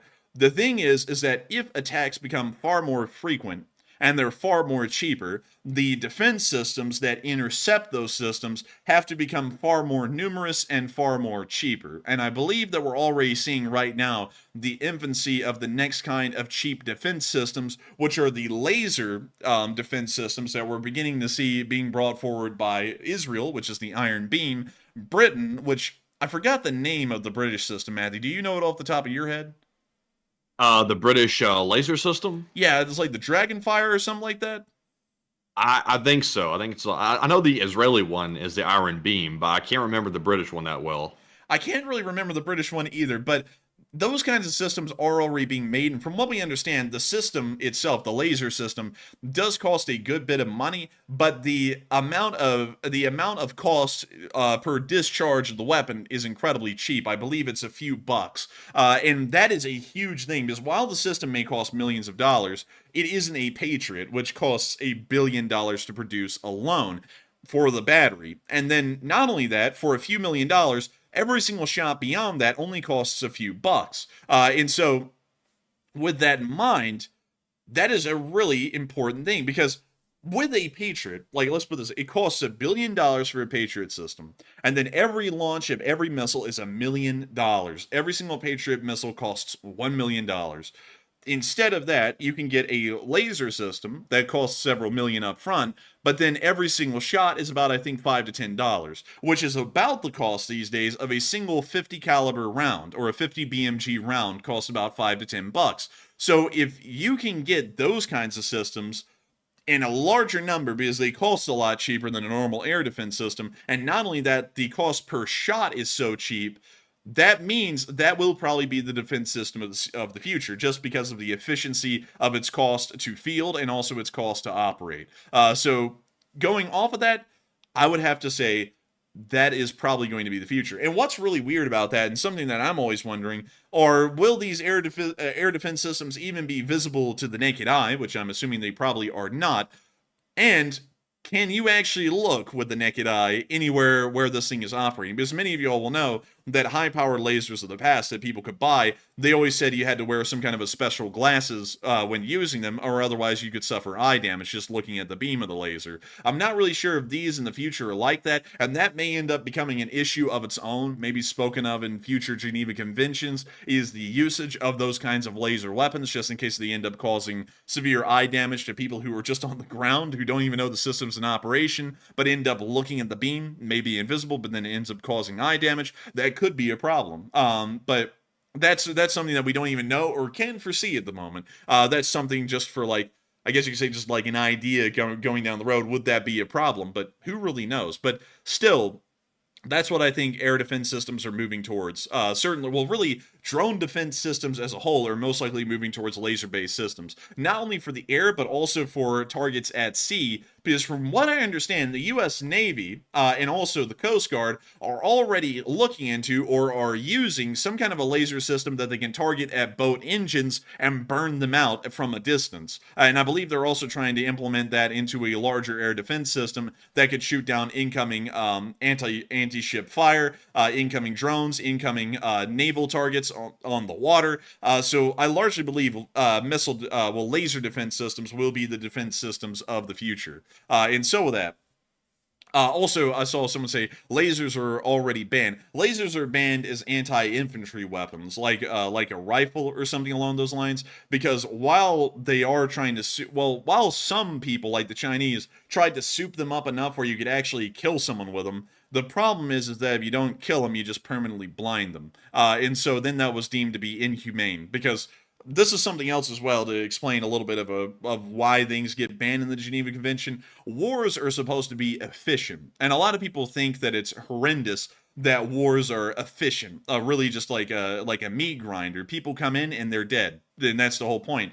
But that's what the Geneva Convention ensures, is that wars are efficient. If you kill someone, you kill them. If you wound them, you wound them. But you're not out there to maim people like poison gas would. Poison gas didn't end up killing a lot of people. It ended up maiming a lot of people permanently for life, which is a very inefficient way to conduct war, and because of that, it's considered incredibly cruel. And using laser weapons to try and permanently blind your opponents is the same kind of cruelty and inefficiency that you find in poison gases, and that's why using laser weapons as an anti-infantry weapon is considered inhumane and wrong. But using laser weapons as an air defense system is not considered a violation of the rules of war, because you're not using it directly against a combatant and doing something cruel to them. You're really just knocking out either some kind of an incoming drone, an incoming missile, or an incoming airborne drone. But with that, I hope that does address that the best I can. But a great question, Steve, and I thank you so much for the incredible support and asking a really good,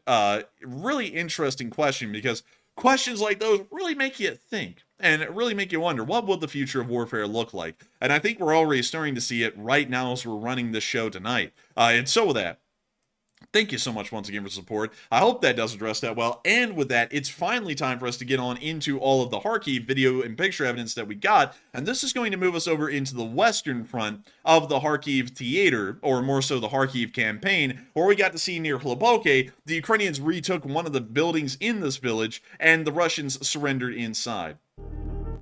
When you see the Ukrainians right outside throwing in grenades through the windows, and when you see that house is pretty much already had it looks like, too. Oh, yeah, man. And the Ukrainians have the thing completely encircled on top of that.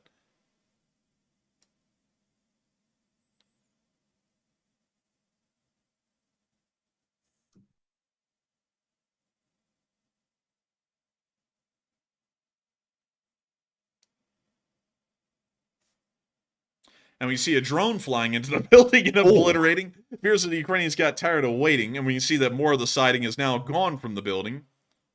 Dang, man, that thing had so much power, it literally ripped the siding off the wall. That's crazy. Dude, it literally applied it clean off, and they got to go reapply that stuff after the war. But we can now see the Ukrainians moving back up to the building. We can also see one Russian that's already surrendered outside the house. Another one that's decided after the drone that was enough, and it's time to surrender. Man, once you see a drone rip siding off a wall, you're done. Like, it's time to give it up. Dude, look at this, though. This guy came out and surrendered, and the Ukrainian started wiping his hands like, it was too damn easy. He was like, man, it was easy. And we now see them processing the prisoners and getting ready to move them on to a POW camp later on.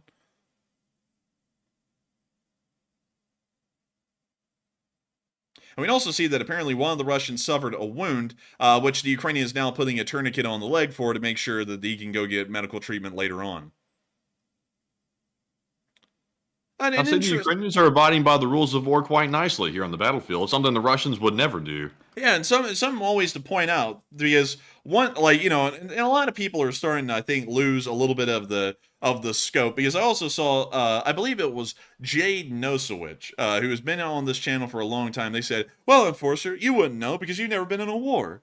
You don't have to be in a war to say things are right and things are wrong. That's like saying, you've never, like that would be like me saying to you, well, you've never almost been robbed on the street, so you don't know how to react. I mean, you gotta, like, anyone can have a fairly good idea of how things should be, whether they've actually done it or not. And this is the way things should be. Once a combatant surrenders, they are supposed to be treated with civility, a lot like we're seeing in this clip right here. And I know a lot of people, because a lot of people are kind of losing grip on things and just wanting revenge now. A lot of people would say, cut them down, just kill the bastards. And that's just not the right thing to do. It's wrong. Like, once these people surrender, they're supposed to be given some kind of a level of civility. They're not supposed to be tortured. They're not supposed to be treated wrongly.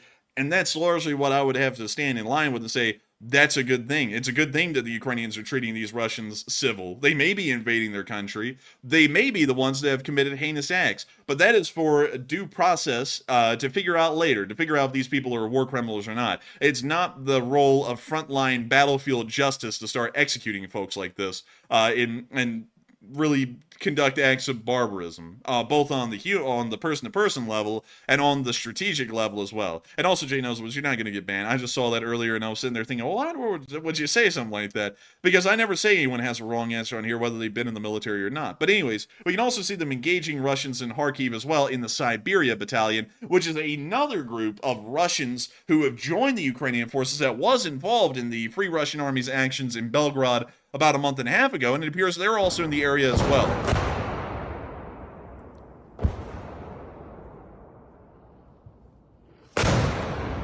We hear explosions happening in this tree line here.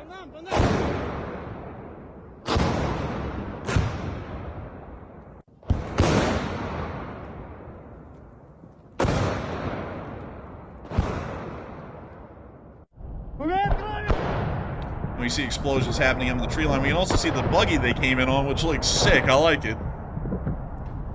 Wait, let me see the buggy. I didn't get to see it. Let's see. I think he's going to show it here in a second. Come on, turn back. Yeah, there we go. Look, it's like a Polaris. That's so nice. It's like, yeah, it's like one of those razors that we sent over in one of the shipments.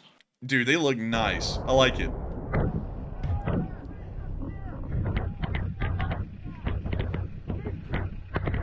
And we now see them all getting to the buggy so that way they can get on out of the area after the artillery fire came in. Also, that guy had an MG5, which is sick. Those things can fly, I'm telling you. Oh, yeah. And with that, that's the end of that clip right there, but showing a little bit of the action in this area. Moving a little bit behind the lines, we also got to see the Ukrainians firing improvised grad at the Russian forces in the region.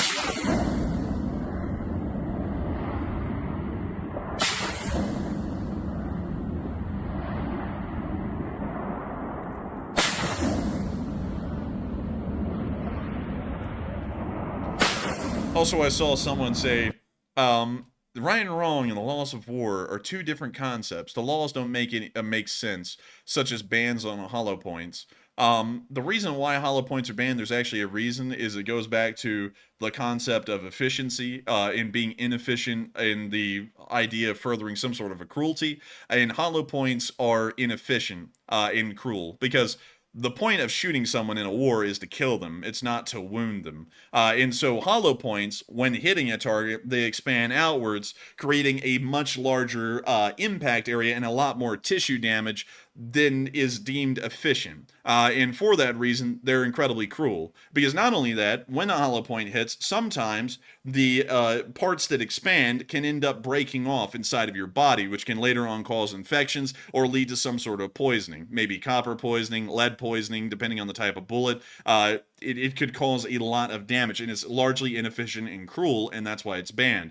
Banning anything that's banned in war, it has a reason for being banned. They don't just go around and go, don't really like hollow points, we'll ban them. I mean, it actually has a point. It's considered inhumane to some extent, to some degree. A lot like using white phosphorus has been deemed using white phosphorus directly on civilians or directly as a means of burning enemy combatants to death. That's also largely forbidden in the rules of war because it's an inefficient way to kill people and it's just cruel.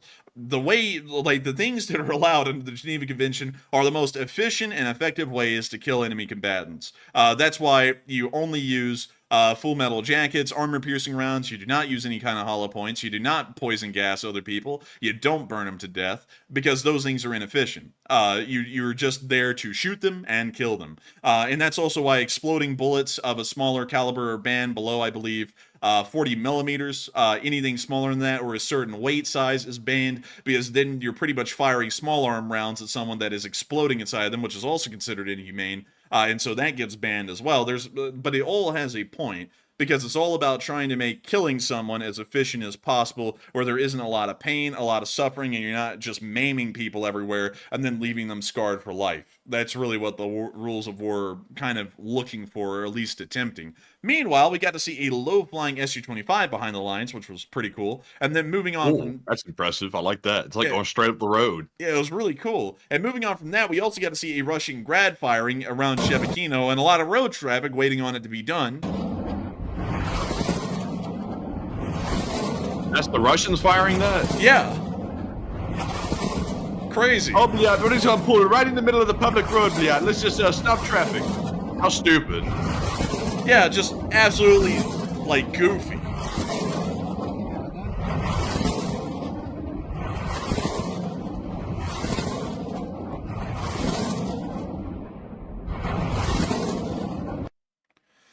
And with that, that's the end of that clip, and we're now going to be moving on into our next one, where we also got to see, apparently, according to the Kyiv Post and statements that they've been able to find today, Russian commander is already threatening soldiers that barrier troops will kill them if they refuse to go on an assault in the Kharkiv region, which is starting to show that the morale is beginning to drop already.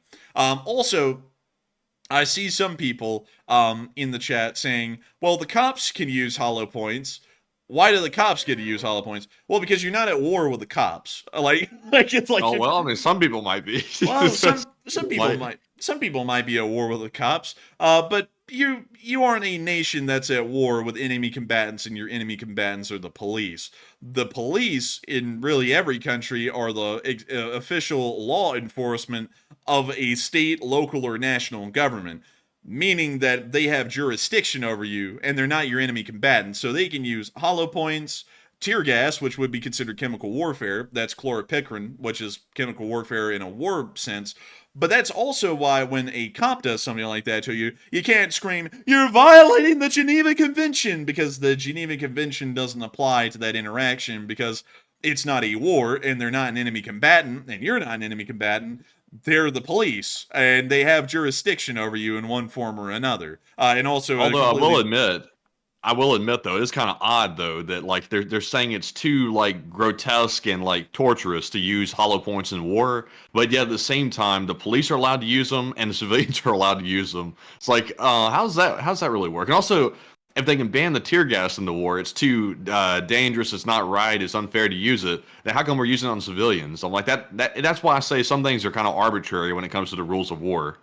Well, using tear gas against civilians kind of becomes a riot control kind of a thing, trying to control a mass group of people and create some kind of an area denial system that will keep people away. That's largely what that's for. And, once again, it doesn't really fall under the rules of war or anything. And it does seem weird when you just look at it, but there is a reason. Because, like, the police, aren't the military. You can't just draft, like, hundreds of thousands of cops into the local city and then have them go to war with the riot or the mob. So they end up having to do something with limited amounts of manpower that usually, you wouldn't find anywhere else. So then they end up using tear gas. Or with hollow points, for example, they end up using hollow points because the cops aren't wanting you to possibly get up if they shoot on you. They may be wanting you to stay down and get down for good. Or maybe just wound you enough that you end up sitting down and lying around for a little bit. But that's kind of the reason why they end up using those things and the military doesn't. And also, that's a whole philosophical thing to go through. I was about to go through a massive rabbit hole. Anyways, we're gonna watch this drone in Bob Chance. Damn. We see the drone flying around, and we can see it targeting a Russian vehicle in the city, and we see it getting hit. That's what the Russians be yelling when they get hit with this drone. Mommy! But we can see the vehicle getting hit again. It's actually a T-80 main battle tank.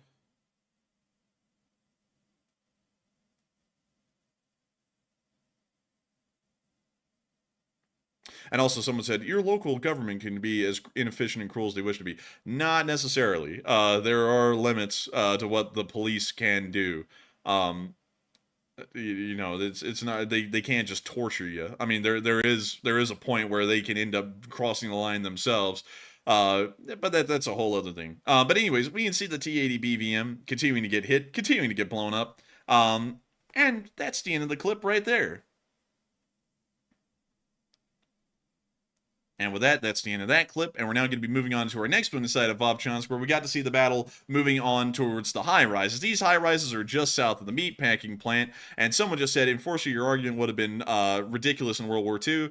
Well, that's because it was World War II, and that was 80 years ago, and it was a completely different war with completely different rules. We live in the 21st century with completely different sets of rules than World War II, completely different technological abilities, and completely different expectations.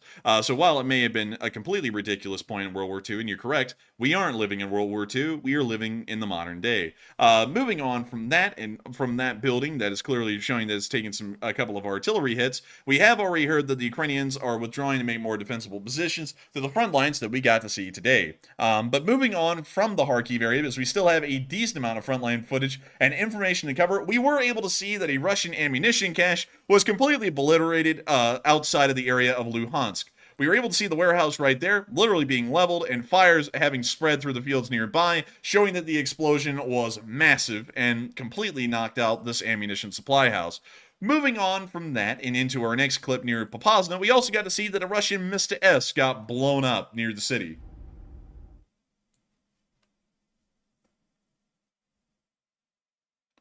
And you see that this was done by the 10th Brigade, which is a mountain infantry unit. And we can see here that the Mista S has been hit and is beginning to roast.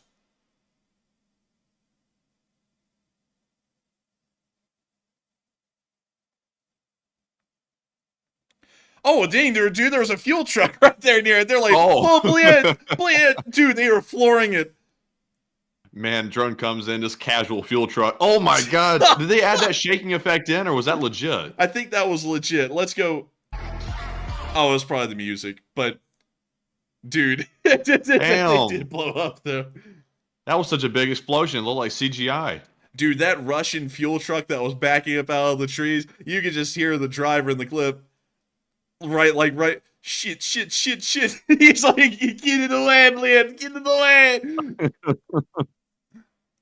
Dude, the crew is running and it's like straight chaos after that thing got hit. But that's the end of that clip. Wonderful to see they were able to knock out a Mista S. And moving on down into the southern area of the Bakhmut battlefield, we did get to see some night strikes being conducted by the 93rd on Russian vehicles.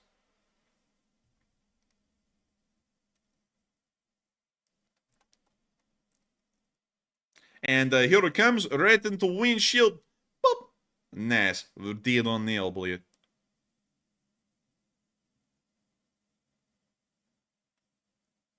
And we can see another FPV drone coming in and hitting the back of this Ural 4320 and knocking both of them out. Beautiful stuff to see. Wonderful to know. Moving on from that and into the next clip, we also got to see a Russian officer giving his boys a pep talk. It was filmed by a drone of the 93rd, and y'all wouldn't believe the inspirational kind of speech this man was giving down there. When you see him picking up one Russian, kind of off of the ground a little bit, and then moving up in front of him. Looks like he's about to give this man a rousing speech. He's now walking back up to him, and they start kicking him. Inspiring. Oh. We now see the soldier on the ground. We see this guy giving him a nice inspirational talking to. This is that pep talk they need before they go over the top. We now see another guy coming out. He's kind of wandering around. And we see them just kind of walking around. But it's still... it's a little interesting because they seem that the inspirational talk has really put pep in their step, or kind of removed the pep from their step, either way you look at it. And that's the end of that clip, but what an inspirational speech, Matthew. Can I get an amen? Man, it's so inspirational. Nothing like getting kicked in the gut, and that gets your inspiration high. Man, I'm telling you what, man, not only does it get the inspiration high, it gets the puke flying high, too. But moving on from that and down into the area of Avdiivka, we also got to see that a Russian tank was destroyed near Ocharatine today by the 47th. Hang on, let me show that again. Here comes the FPV drone, and there goes the tank immediately. Very nice and beautiful, beautiful fireball. And moving on from that and out of the Avdiivka area and down towards Krasnoyarivka, we also got to see a brand new kind of Russian hulls variant with the grenade launchers, the smoke grenade dischargers, mounted on top of the cage, which is a fairly new addition. We've never seen that before. And also chicken cages have been attached to the outside as well to improve the armor protection of the vehicle. But very nice to see. Very happy to see it. And moving on from that and out of the area, it's now time for us to move all the way past the southern front, because not really a lot has happened down there, and all the way past the Dnipro front, because not really a lot has happened there either, and on up into Ukraine, where we got to hear that the U.S., the Ukrainians want the United States to lift the ban on American weapons being used to strike Russian territory. This has been something that a lot of people have been talking about, and some people have been saying that maybe the West is unfairly asking Ukraine to fight with its hands tied behind its back with the rules of war. And a lot of people have been talking about that. And Matthew, what are people saying about that? And what are people thinking about it? What are you thinking about it? So it looks like 64% said yes, Ukraine is being disadvantaged by following the rules of war to a T. It looks like 18% said only in some ways, but not all. And 11% said no, Ukraine isn't different than other countries and should obey the rules of war. And on this one, like I said earlier and kind of alluded to, there are some gray areas, but I'm not saying to totally ignore the rules of war. I'm not saying that either. But at the same time, though, we can't, start going so strict by the letter and say Ukraine can't even touch the electrical infrastructure, and because that's going to violate the rules of war. Because there are some things, like even the tear gas and the hollow points, which are, like I said, a little bit arbitrary. And I'm not going to go through all that once again. But it's a little bit arbitrary. And we can't let the enemy, which is Russia, who has no reservations whatsoever, simply steamroll Ukraine and basically not putting up a big fight. So I think Ukraine is being disadvantaged to an extent, but not in all ways. But Enforcer, what say you? I would have to say the Ukrainians should largely follow the rules of war. I don't think the Ukrainians are being disadvantaged by following the rules of war. The rules of war do allow for them to conduct strikes inside of the Russian Federation against targets that are deemed military infrastructure, or at least civilian infrastructure critical to the military effort or the war effort, like petroleum factories, steel plants, things like that are certainly military targets, and all those civilians work inside of them, and they are owned by private companies. Attacking them does help to put the Russians at a disadvantage in the war effort. I would say that the rules of war do not really put Ukraine at a disadvantage, in my opinion. I just don't see it. And also, I would like to put this into context. As many of y'all know, because many of y'all say, Enforcer for President 2040, I hope to be the President of the United States one day in 2040. If I was to become the President, how would it sound when I'm running for a presidential election in 2040 if someone pulled up the clip of me in 2024 saying the rules of war hold people back and we ought to just go all out? How in the world would people spin that? People would spin that as I'm a bloodthirsty person who wants to see war crimes being committed. We want to see the prisoners of war being executed as soon as they're captured. We want to see civilians getting bombed into oblivion. That's what people are going to paint that as in the future. And if you start to say that the rules of war are holding you back, and then you say we need to loosen it up a little bit and let the rules of war be loosely followed, those things will start to happen. You will see that the Ukrainians will start over time, because it's a slippery slope. Once the rules of war start getting violated on a larger perspective, you will start to see that civilian buildings will end up getting stricken. That will start to happen, much like it is with the Russians. There will be no difference at that point in between the Ukrainians or the Russian Federation. You can make the same argument for both sides at that point, and you would have a pretty fair point to say the Ukrainians are as bad as the Russians by then. The only thing that makes Ukraine different than the Russian Federation in this war, outside of the strategic perspective, is that they have that they follow Western moral values, and that makes them better than the Russians. That's the only thing that makes them really different on anything outside the strategic level. If you remove that from the equation, they may as well be the Russians. And then what's the point of supporting one side or the other? They're literally the same. That's kind of the thing that I'm seeing here. And also, on top of that, what kind of precedent would that set if I was to try and get into a position of governance? If we just start to arbitrarily strip away laws or rules that we agreed we would abide by because we think that it's slowing down efficiency, where in the world does that end? Because the United States and all nations, for the most part, are a member of the Geneva Convention or some sort of covenant of rules of war, so that way we can try and make war more humane. Because while war is horrendous and is the absolute pit of hell that humanity can create, we do try and create some sort of humanity in it or some kind of efficiency in it, so that way it doesn't stoop into the absolute sorts of depravity that would have been seen in the Middle Ages around the world. That's what we try and do. And if we were to say that something becomes inefficient, and something's getting in the way of our swift progress, our humanity gets in the way of our swift progress, where does that end? Well, like, where would that end if I was to say get into a position of governance? Would I start to say, the due process that the Constitution in the United States provides to the citizenry is really getting in the way of my political ambitions. We're going to waive the right of due process, and we're going to start just imprisoning people and just hold them indefinitely. That would sound pretty bad. And that would sound pretty immoral. And also, isn't that very arbitrary of a thing to say, this is kind of this rule that we've all agreed on to make things more civil and more humane? We ought to just get rid of it so that way we can get a little bit more efficiency. where does that end? Like where would the end of that be? Because it wouldn't just last in the rules of war. That kind of a mindset would start to prevail everywhere. It would prevail on the civil side of things. And I'm not really a big fan of that. I'm not really a big fan of the kind of direction that could go, because it just will not end up well. And I see some people saying, does everyone realize, does everyone realize that this is a thinly masked genocide that Russia is trying to pull off? Yes. But that does not mean that the Ukrainians get to start committing war crimes like the Russians are, because then what moral justification is there to say that the Russians are wrong? Because they're fighting themselves at that point. That would be like saying the Allies in World War II should commit all the war crimes they want day and night, because the Germans and the Italians and the Japanese are committing war crimes all day and night. And they were. And the United States, the United Kingdom, all the Allies rarely ever committed war crimes to the level that the Axis did, or to the level that the Soviet Union did.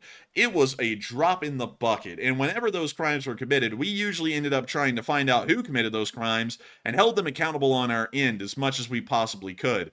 That's what made the Allies the good guys in World War II, is that we had rules that were civil and humane that we adhered to and followed as best as we possibly could. And whenever we had bad eggs, we tried to root out the bad eggs as best we could. If the Allies ended up being just like the Axis in World War II, then what the hell were we even fighting for? We were fighting for nothing. And that's why I would have to say the Ukrainians, I believe, should be following the rules of war as best as they possibly can. Because if they do not, why in the world am I supporting them? Because one of the things I'm supporting them for is not just for U.S. strategic purposes. It's because they're better than the Russians. They're on a morally higher ground than the Russians. If we remove that from the picture, what am I supporting them for? Am I supporting them just because it's American strategic interests? What is it? That would be my question. So I would largely have to say they need to follow the rules of war, because that's just the way things are in the Western world. If you want to be a part of the Western world, you got to play by the rules, even if it does put you at a disadvantage, in my opinion. But with that, I hope that does address that the best I can. I think I'll largely have to die on that hill.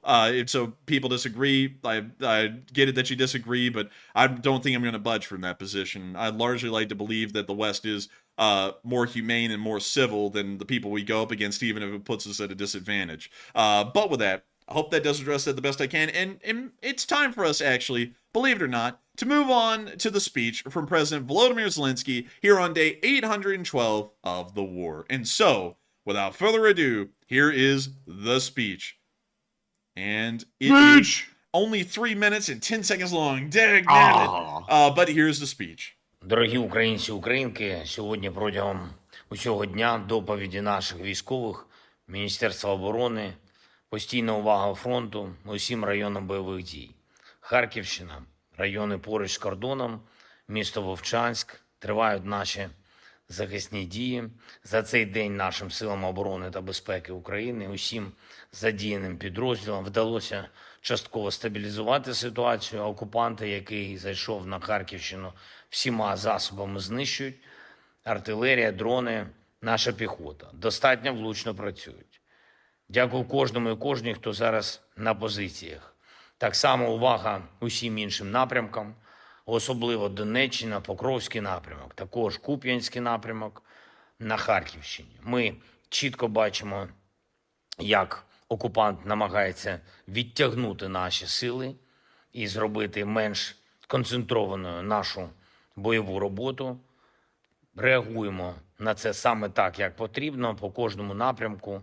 Нам має бути чим відповісти ворогу. Наш український результат, наша сила залежить від кожного солдата, кожного сержанта, кожного офіцера, які безпосередньо на позиціях, в бою, на фронті. Повне виконання бойових завдань у наявних умовах має зірвати російські наступальні плани. Протягом дня сьогодні були також доповіді по внутрішній ситуації, це безпека, це ліквідація наслідків російських ударів.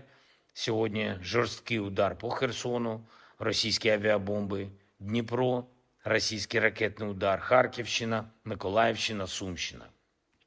Сьогодні було багато роботи у наших рятувальників ДСНС України. Дякую кожній рятувальній команді за незмінну оперативність. Дякую кожній державі, які теж незмінно, оперативно, незмінно, дієво допомагають нам. Допомагають нашим людям, нашій державі. Світ має силу, має зброю, має можливість примусити Росію до миру, до справедливого миру. І щоб це вдалося, зараз потрібно зробити абсолютно все, щоб російські наступальні дії, російська спроба розширити війну не вдалася. Ще одне. Сьогодні стався жахливий напад на прем'єр-міністра Словаччини Роберта Фіцо. Це абсолютно неприпустимий прояв насильства. Бажаю якнайшвидшого одужання пану прем'єр-міністру. Важливо, щоб нападник відповідав за скоєне. Жодна форма насильства, тим більше політичного насильства, не повинна бути частиною буття людей. Слава всім, хто захищає життя. Дякую кожному і кожній, хто боронить Україну. Слава Україні! And Героям слава. And with that was the end of the speech from President Volodymyr Zelensky. And y'all were right. We missed the location unknowns. So really quickly, I'm going to go over there and show y'all these because y'all are the folks who stuck around. So we got to see that the Ukrainians did use some incendiary bombs with the Baba Yaga today, showing off how that works.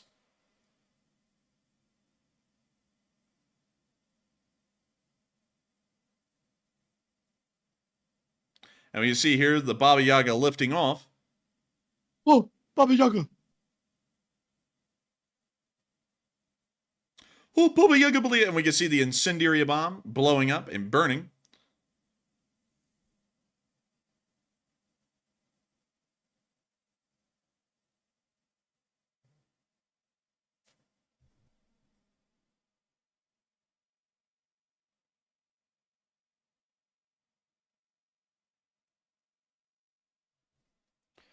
And we see it continuing to burn, and that's what they use to burn down Russian positions, because most of them are having some sort of a wood siding or something along those lines, and so it does seem as though that would end up causing a significant fire and burning down their position, and it ends up being fairly effective.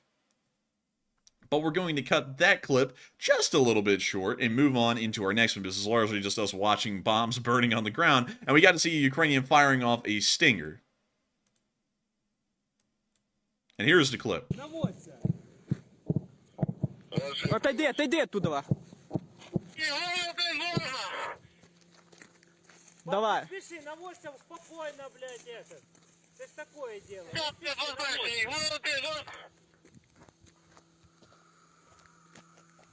Давай, братан, ебашь пидора. And we see the Stinger spooling up, and it's about to fire. And there it goes. Давай! It's a Stinger. And they got it, baby! Damn. Пошел нахуй! Хорош, старый! That man was releasing demons. Like, he Damn, was, son, where'd you find this? man, that thing hit the drone. He went, it's like, dang. But anyways, moving on from that, now it's time for the Russian casualty report. And it was high again. Ooh! Damn. I tell you what, those Russians must be taking some heavy losses in Kharkiv because the troop losses are crazy high these days. Oh, it's insanely high. 7 Bobcat skid steers were lost, along with 1,510 Russian soldiers being wounded and killed, 48 armored personnel carriers, 48 supply trucks, 14 main battle tanks, 23 artillery systems, 30 drones, 2 cruise missiles, and the 7 special equipments. So overall, it was an incredibly high loss day for the Russian Federation, and it looks as though the Ukrainian defense is doing incredibly well. And so with that, I hope that does address that the best we can. And now it is actually time for us to move on into the questions themselves. And so, Matthew, what do we got? All right, so we have no polls left to address. We've already hit all of those. And I must say, tonight, the poll segment was a hot topic. Goodness, it was very contentious, very interesting to see all the different opinions. But with that, we are now moving into our more calm and subtle Super Chat segment. And this first one here goes to Char G, who puts in a $20 donation. And thank you very much, Char G, for that support. He says, 2 double-double combos for the boys when they make it back to the West Coast. And yum-yum, get some. And I'm telling you what, Chargy, I want to get some. I'm telling you what, every time you come in here, putting in that double combo for oh damn, what's the In-N-Out Burger? That's what it's called. I almost forgot the name. I want to go back to Texas to get me one, animal style. So thank you very much for contributing to that fund once again. And Enforcer, what say you? And I would have to say that I got to thank you so much for the massive support. And I got to thank you for getting us those doubles. Because I'm going to be eating myself that double. You know what I mean? But still, I got to thank you so much once again. One day we will get back out to Texas. Well, I never went. But one day I will get out to Texas. And Matthew will go back to Texas. And we will both have a nice little double together. Toad and Frog together again. And so with that, thank you so much once again for the support and helping this channel to keep on running, because it is folks like you who help to make this thing possible, help us to be able to fill our gullets with the most delicious burgers. And of course, thank you so much once again, Sharky, for helping this channel to keep on running. And, you know, when we make it back to the, let's see, when they make it back to the West Coast, I've actually never been to the U.S. West Coast. We went to Britain before we made it to the western coast of the United States. And so I will have to, one day I would like to go to the West Coast and actually see it. And so maybe one day we can, because one place I've really wanted to see is Oregon and Washington State, because I've always heard that those are just gorgeous. And I've also heard a good bit about California being gorgeous in different places, like the sequoia forests. I would love to see that. And I would love to see Yosemite as well. Actually, dang, dude, look, the entire mountain range in California is literally just national forest, national forest, national forest, national forest, national forest, national park, national forest, another national park, actually, national forest. Like, the whole thing is a massive national forest. But that is really cool, and I would love to go out there one day and see that. And also, Bobo Uzella, I think you misunderstood what I'm saying. I said I would follow the rules of war. So I think you completely misunderstood that. But anyways, with that, I thank you so much once again for the support in helping this channel to keep on running, because folks like you help to make this thing possible. And if it wasn't for folks like you, we wouldn't be able to make this channel a reality, and we wouldn't be able to talk about visiting the West Coast and all the beautiful places, and there's a great old US of A. Because one thing that's crazy, you know, this is, let me see this really quickly. True size map. Because I want to put this into perspective for many European viewers, because a lot of Europeans believe that the United States is like Germany, like you can just drive from place to place every day. And let me see if I can get this. Dang, man, it won't let me get it. It really, this will not let it happen. Like, are they for real? It dipped. Let's see, U.S. versus Europe size comparison. Let me see if I can show this to y'all. So let's see here. This is a map of the United States overlaid on Europe, just to give you all an idea about how big the United States is. So if you were in Nevada, say, let's see, Reno maybe, or Carson City, somewhere around there, you would be in Ireland. And if you were in Maine, you would actually be, and this is the craziest part, you would be all the way out. And let me make sure we get the name correctly on the city. You would be at Chelyabinsk. That's how big the United States is. Like, that's actually... That's crazy. That's unfathomable in size. Like, for example, if you're in France, in Paris, you're around where Santa Fe, New Mexico is in the United States. You're not even close to being on the West Coast. You're in pretty much the Midwest of the United States at that point. And if you wanted to go to Alabama, for our European viewers, you would have to drive from Paris, France, all the way to Moldova to get to Birmingham, Alabama. That's how far away those two places are. But that's how small Europe is compared to the United States. And that is one thing that's always wild. And that's what, and I had to address that really quickly, because when I said that we went to Britain before we went to the U.S. West Coast, I had to make sure to give y'all a scale at how big the United States is to kind of explain why, because a lot of European viewers wouldn't get that. They would be like, what the hell do you mean? Like, you know, it's just like a drive. But it's not. It's literally the entirety of Europe you would have to drive or fly to get over to the West Coast, which is just insane when you think about that. Like, what's even crazier, man, is that Georgia is where Crimea is. To put that into perspective for some European viewers. So if you were living in Britain, you're the distance from Utah to Florida, or Utah to Georgia. But for y'all over there, that's from Crimea all the way to the UK. That's the distance. That's insane, Matthew. That's crazy. Because also to back this up, another cool little rabbit hole, we took a road trip one time. This was the longest road trip we ever made. We drove all the way from Alabama, up north through Tennessee, Kentucky, and Illinois to Kansas City, Missouri, and we ended up staying the night there. And then we traveled all the way across Kansas and into Denver, which would be where Hamburg is in Germany. Then we stayed there for the night. We drove, for the Europeans, up into Wyoming, which would be the North Sea, drove through the North Sea, and then down into Salt Lake City, which would be around where Newcastle upon Tyne is in the UK. Then we drove north, pretty much all the way up through Scotland, out of Scotland, then back into the North Sea, stayed in Billingsley, Montana, then drove back through the North Sea, through where Yellowstone National Park is, and then we drove all the way through the North Sea again, into Nebraska, which is where Copenhagen would be in Denmark, and then we drove all the way through Iowa, which would be all the way in Lithuania by that point, and then we drove straight south again all the way to Alabama, which would be where Moldova is. So pretty much that road trip, if it was overlaid onto Europe, we would have literally driven across the entirety of the continent of Europe for the large part and back, all in one road trip. Just to put out the perspective of how freaking large the United States is. And also someone said, yeah, but Europe is taller. That's because of the Mercator projection. If we actually got Europe shrunk down to size, it probably would be about as tall as the United States. But once again, I may be getting that wrong.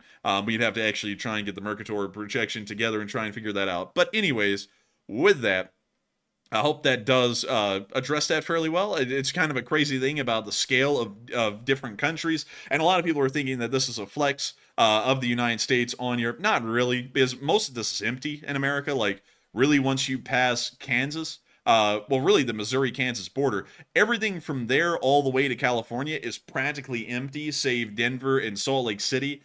Everything else out there, there's literally no one living there, so it's completely empty. But still, something kind of cool to think about. But still, with that, I hope that does address that well. Thank you so much once again, Shargate, for the incredible support, and allowing me to go on a rabbit hole of the differences in scale. But with that, we are on to the next one, and thank you so much once again. Yes, indeed. And up next, we have a super chat from Kevin, who puts in a $20 donation. And thank you very much, Kevin, for that support once again. And also, I saw Kevin getting upset in the chat. He said, why are people talking about banning me just because I had a different opinion? That was not us, by the way. We were not saying that. I saw your opinion, and it was just your opinion. And I'm not ever jumping on anyone for their opinion, even if I disagree with it. I'll simply say, I disagree, and I move on from that. So don't worry about it. But thank you very much for the support. And he says, is Russia observing rules of war and allowing Red Cross access to prisoners of war? No, they are not. And that's actually why the Red Cross is coming under a lot of fire, because they didn't really even protest it. The Red Cross said, can we access the prisoners? And Russia said, nope. And the Red Cross went, oh, okay. And that was it. And everyone went, well, wait a minute, what the hell is the Red Cross getting all of this money and donations for if they're not going to do what they're supposed to do? And that pisses me off so much. Not only with the Russians, but with the Red Cross, that the Red Cross didn't push for that. Because back in the day, the Red Cross had balls. Like the Red Cross would be like, we're getting to those prisoners. Like, they would get to them in Nazi Germany. They would get to them on the Allied side. They would get to them in the Soviet Union. I mean, the Red Cross literally got everywhere back in the day, and they did everything. And nowadays, they're too scared to actually cause a problem or anything with the Russians, and there's oh, okay, and then they'll still help out the Russians medically, which then seems really one-sided. It doesn't seem like they're like an arbitrary force of good in the world. It just seems like they can get pushed around and do whatever anyone wants them to do, and that's something that made me really unhappy with the Red Cross near the beginning of the war, and that's why we only ran one fundraiser on this channel. So no, they are not following the rules of war on that level, but from what we understand, the Ukrainians are doing the right thing, in my opinion, and they are allowing the Red Cross to access the prisoners in Ukraine that the Ukrainians are holding, and they're also allowing for the Red Cross to transmit letters from those prisoners back to the Russian Federation and to their families, which is what the Red Cross is really supposed to be doing. But that it just annoys the hell out of me that the Russians are not doing that. But to answer your question in short, no, they are not following the rules of war. They are not letting the Red Cross even access to prisoners at all. And that is something that is, once again, another war crime and a violation of the rules of war. Also, Kevin, I want to quickly say this because I know that you and me got into a little bit of a discussion in the live chat.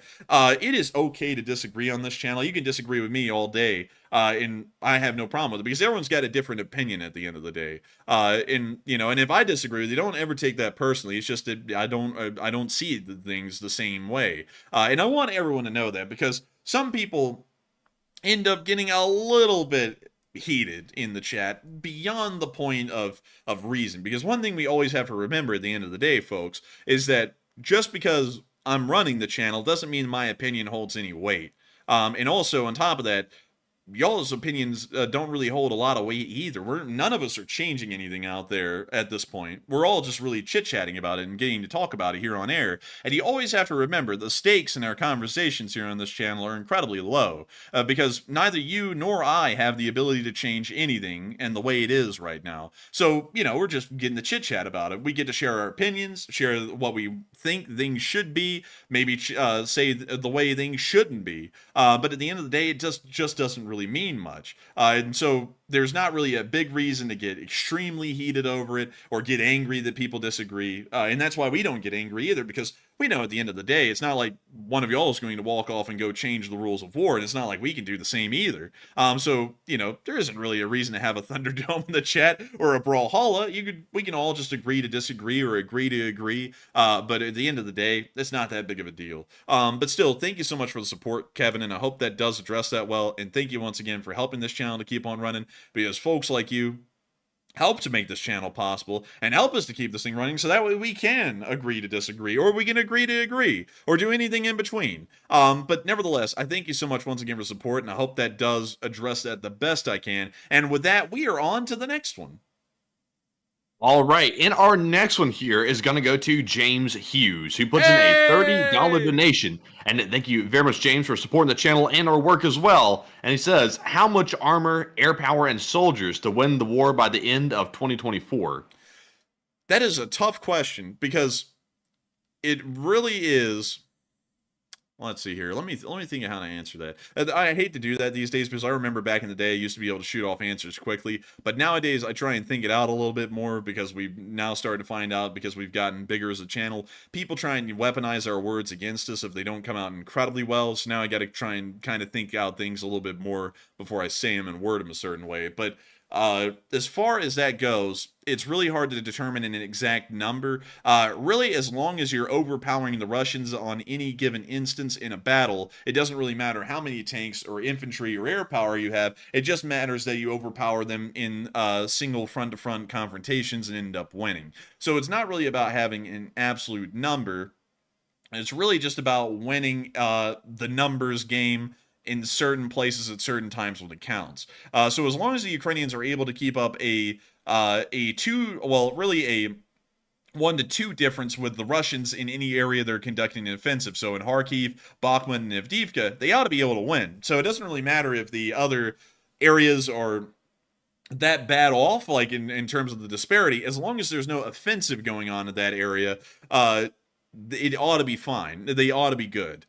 So it doesn't really matter about a specific number, more so than it matters that they are able to apportion their soldiers correctly. Because I do have to remind everyone that at the beginning of World War II, Nazi Germany actually was still outnumbered by the Soviet Union when they invaded the Soviet Union in Operation Barbarossa. But the issue is that the Soviets were not moving their manpower properly, and so they were getting encircled and losing massive swaths of the Soviet army time and time again. The Battle of Kiev was actually a big one, where I believe the Soviet Union ended up losing about 1.1 million soldiers killed and surrendered, which wiped out an entire army. As far as other areas go, like, for example, the U.S. Civil War, the Union massively outnumbered and outdid the Confederacy during every single part of the war. From 1861, when it began with the first shots being fired at Fort Sumter in Charleston, South Carolina, all the way to the last battles being fought south of Richmond and then the surrender of the Army of Northern Virginia at the Appomattox Courthouse,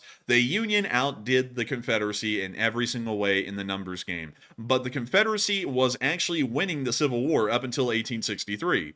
And the reason why they were is because they were able to more effectively work with what they had, and while they had less, they were just able to operate it a lot better. Their commanders were a lot more knowledgeable, a lot more competent, in all honesty, up until 1863, but then it didn't matter in the end because they got their asses beat at Gettysburg, and then they ended up being on the back foot because of that, because the loss at Gettysburg was so blistering, especially to the Confederacy's premier army, the Army of Northern Virginia. There was simply no way to recover from that failure, and especially considering that the Confederacy had already been split down the Mississippi River. The Union was controlling multiple different forts along the South coast, for example, Fort Morgan in the Mobile Bay, among many others. There's literally an endless amount of them that were being controlled by the Union at that point. There was really no way that they could win. But it really isn't about numerically beating the enemy. It's more so just about using your numbers properly and also being a lot more competent and efficient with your resources. That's really how you can end up winning a war without necessarily outnumbering the enemy. And there are many loads of instances where one side has won when they've been outnumbered and outgunned by an enemy force. So with that, I hope that does address that in the best I can, and thank you so much once again for the support, James Hughes, and helping this channel to keep on running. And you know what, actually, to put this full circle and get the analysis going on this, going off of that, the Ukrainians don't need like this perfect number of tanks or aircraft or troops to be able to win the war. They just need competent leadership and enough supplies to keep the armed forces they have right now running at 100% efficiency. If they can do those two things, they are winning against the Russians. The Russians may have higher numbers, they may have more equipment. Even right now, they still have more equipment. But as long as they are able to get 100% out of the forces they have, and their command leadership on every single level is as competent and as efficient as it can be, they can end up winning the war. So with that, I hope that does address that the best I can. And thank you so much once again, James Hughes, for the incredible support and asking a really good question. And with that, we are on to the next one. And thank you so much once again. All right, and our next one here is going to go to Jolly Hiveling, who puts in a $20 donation. And thank you very much, Jolly Hiveling, for the support, and also for being a longtime channel viewer. And Jolly said, is Japan allowed to rebuild their Navy fleet as big as they had in World War II? Ooh, good question, Jolly Hiveling. Great one. The Constitution of Japan actually limited them from expanding their navy for a very long time.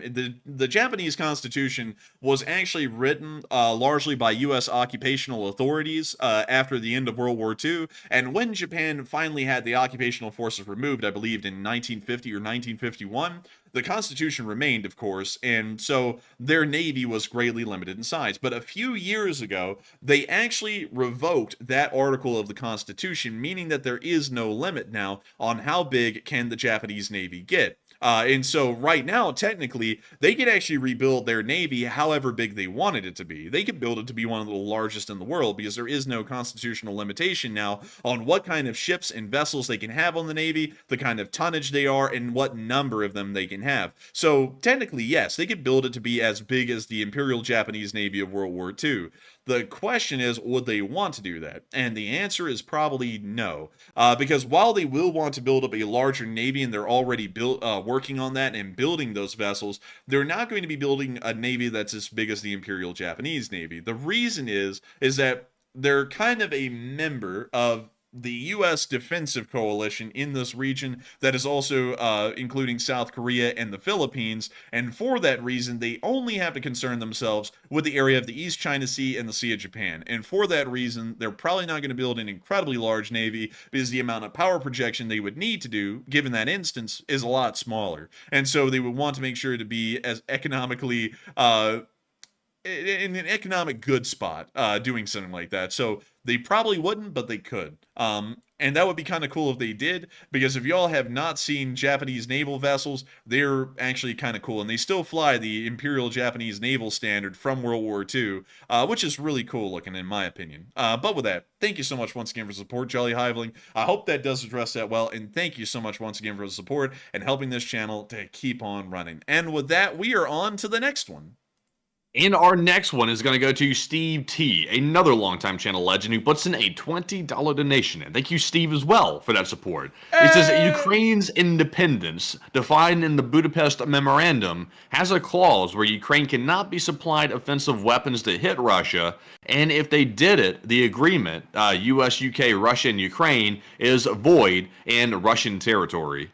And I thank you for the support and sharing that with us, Steve T. I actually have not heard that before about the Budapest Memorandum, but I also believe that the Budapest Memorandum said that neither the United States, the United Kingdom, or Russia could attack Ukraine, and if anyone attacked Ukraine, they had to defend them. And that has also been broken as well. I largely think the Budapest Memorandum has gone out of the window. And also another thing that we know is that the British have already violated that clause because they provided Ukraine with storm shadows, and they also told the Ukrainians about 2.5 weeks ago that they have the green light to use British weaponry on Russian soil.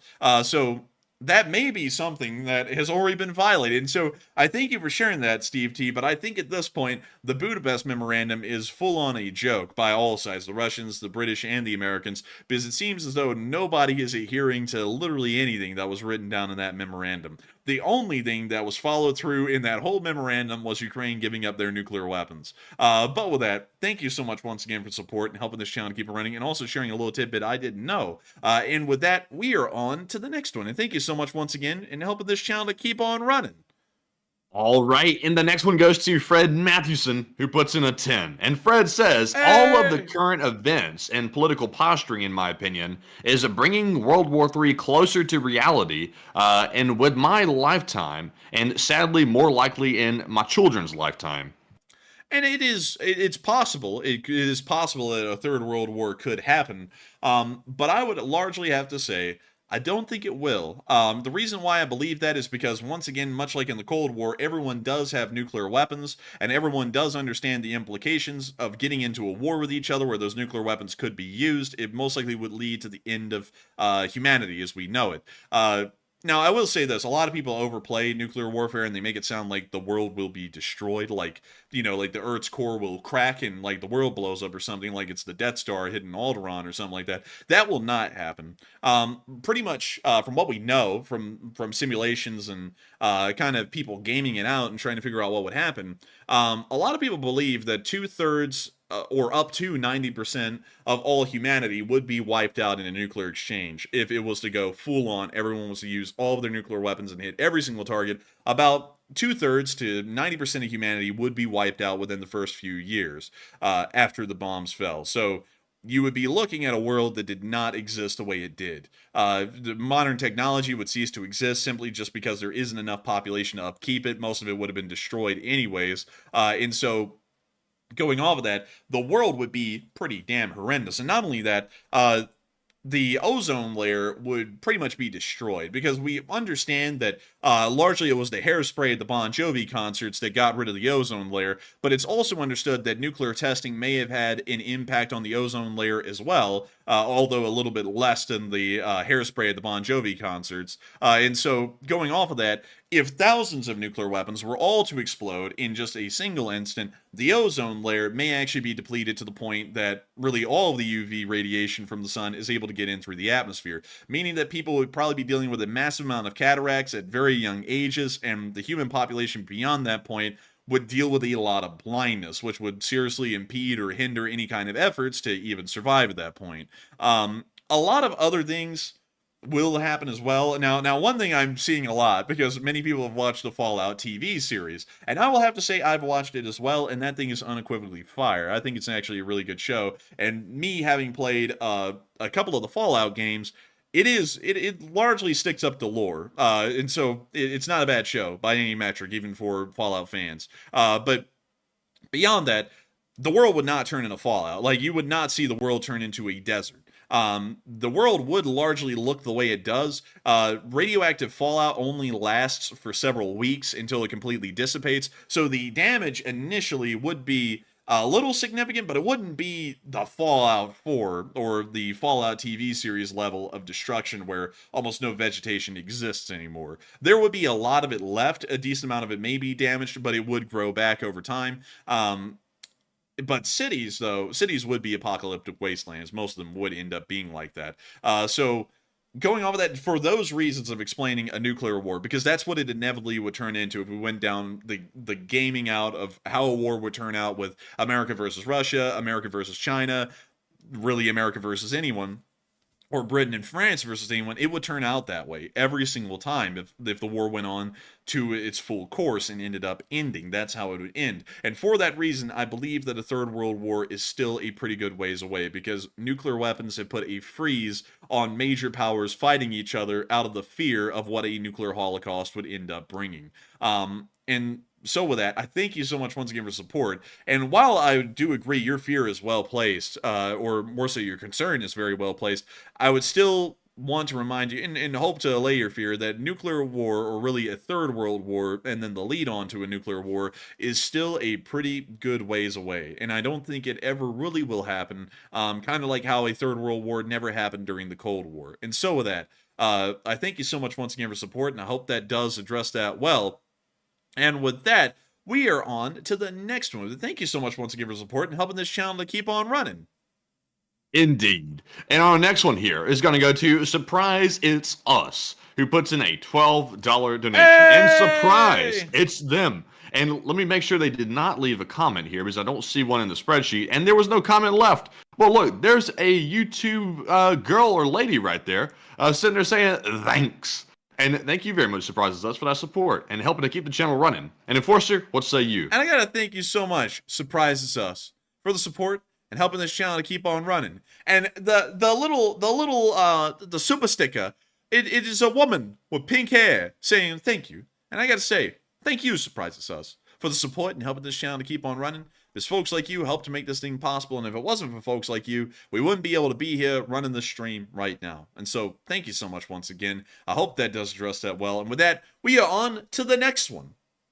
All right, and the next one is going to go to Andy L. And he put in a $10 donation, and also he told me he went to the range today and had an average MOA of 0.25. Dang! Oh my God! What distance?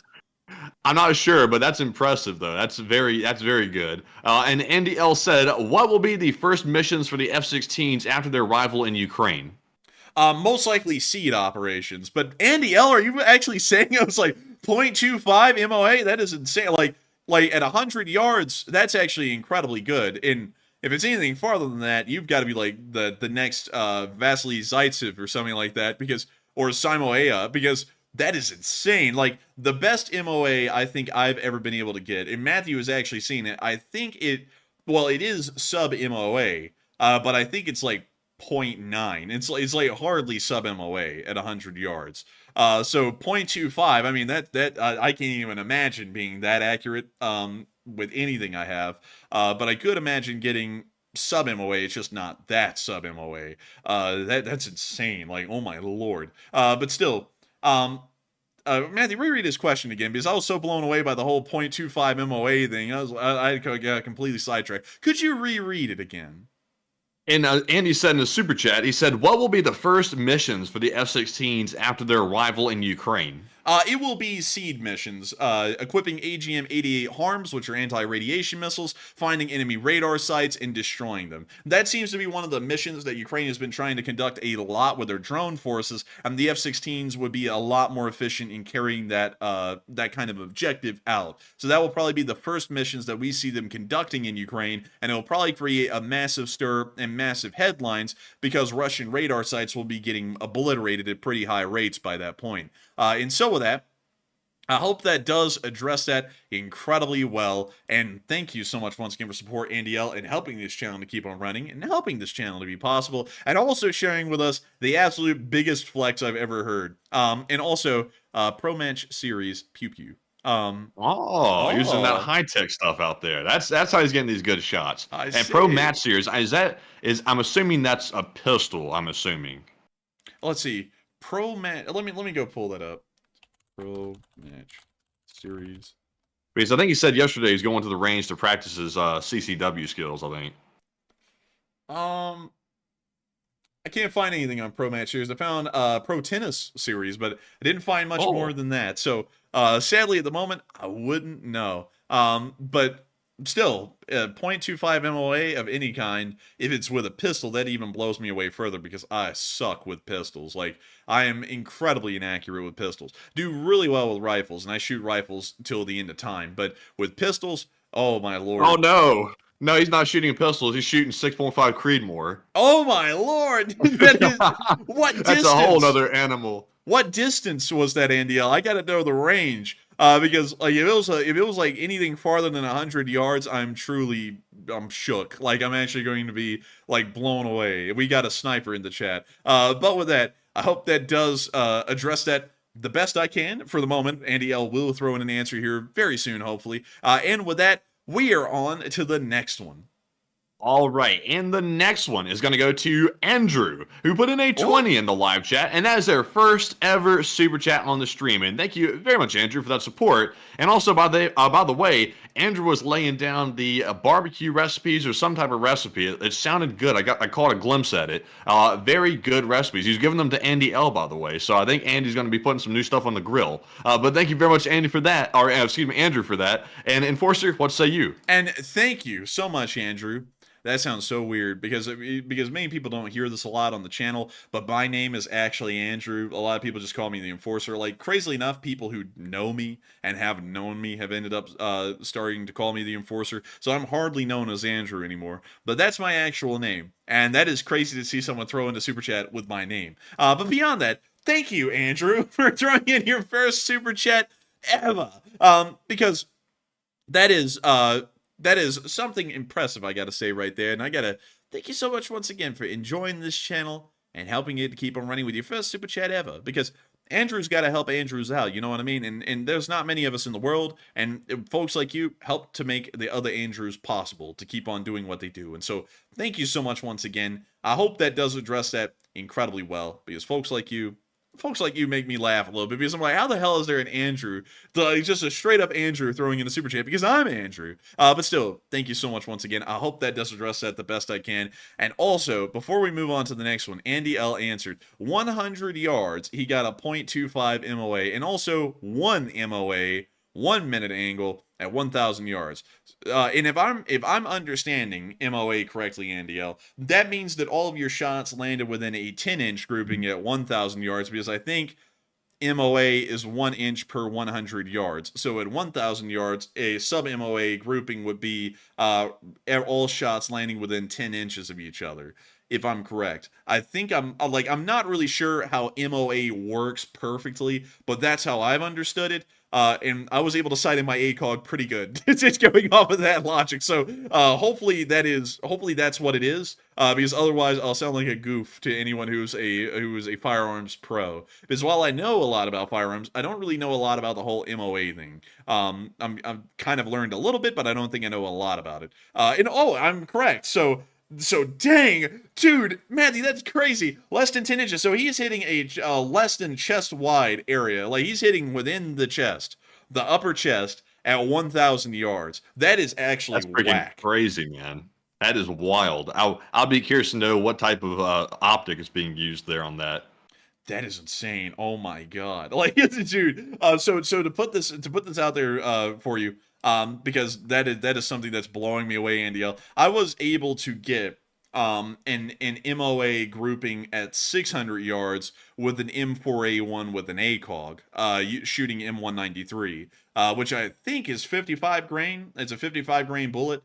So it's not incredibly heavy. Well, no, wait a minute. Is it 60? No, it's not 65. I think it is 55 grain. It was a 55 grain bullet at 600 yards. It was M193. It was the Winchester garbage as well. And I was using an M4A1 with, I think, a 16.5-inch barrel with an ACOG at 600 yards, and I was able to get an MOA grouping then. And so that's the best I think I've done. As far as marksman shooting, I have not even shot out to 1,000 yards before. I would love to one day. It's just that there's no ranges near me here in Birmingham that allow for you to shoot out to 1,000 yards. The farthest is at 600, and that's at the CMP in Talladega. But still, that is crazy. I mean, huge congrats on that, Andy L. That is incredible shooting right there. That is actually that is like sniper level shooting, or at least for the Russians, that would certainly be sniper level shooting for their style of sniper. Here in America, even, I think that would be our version of a sniper. That is incredible. And so with that, thank you so much once again for the support, Andy L, and helping this channel to keep on running, and that is whack. Really amazed with that. But with that, we are on to the next one. All right, and up next, we have a whopping donation here from Praise Adonai. Hey! He threw in a $100 Oh my donation. God. Thank you very much, Praise Adonai. That is the biggest super chat of the night, and we appreciate that very much. And Praise Adonai said, Enforcer Matt, yeehaw! And in my opinion, he said, in my opinion, Putin will try to use the Zaporizhzhia power plant to blackmail Ukraine in order to keep Crimea, and what can be done to prevent Putin's destruction of the power plant? Dang, great question, Praise Adonai. And it, like, I was going to belt this off immediately, but I don't want to make it sound like it's a doomer thing. But there's really nothing that can be done to prevent the destruction of the power plant, because if the West tried to move in and take it, they'd probably blow it up. If the Ukrainians tried to move in and take it, they'd probably blow it up. So right now, it's pretty much being held hostage. And if anyone takes an action to try and end up seizing the power plant, the Russians might end up blowing it up right then and there, just because they can.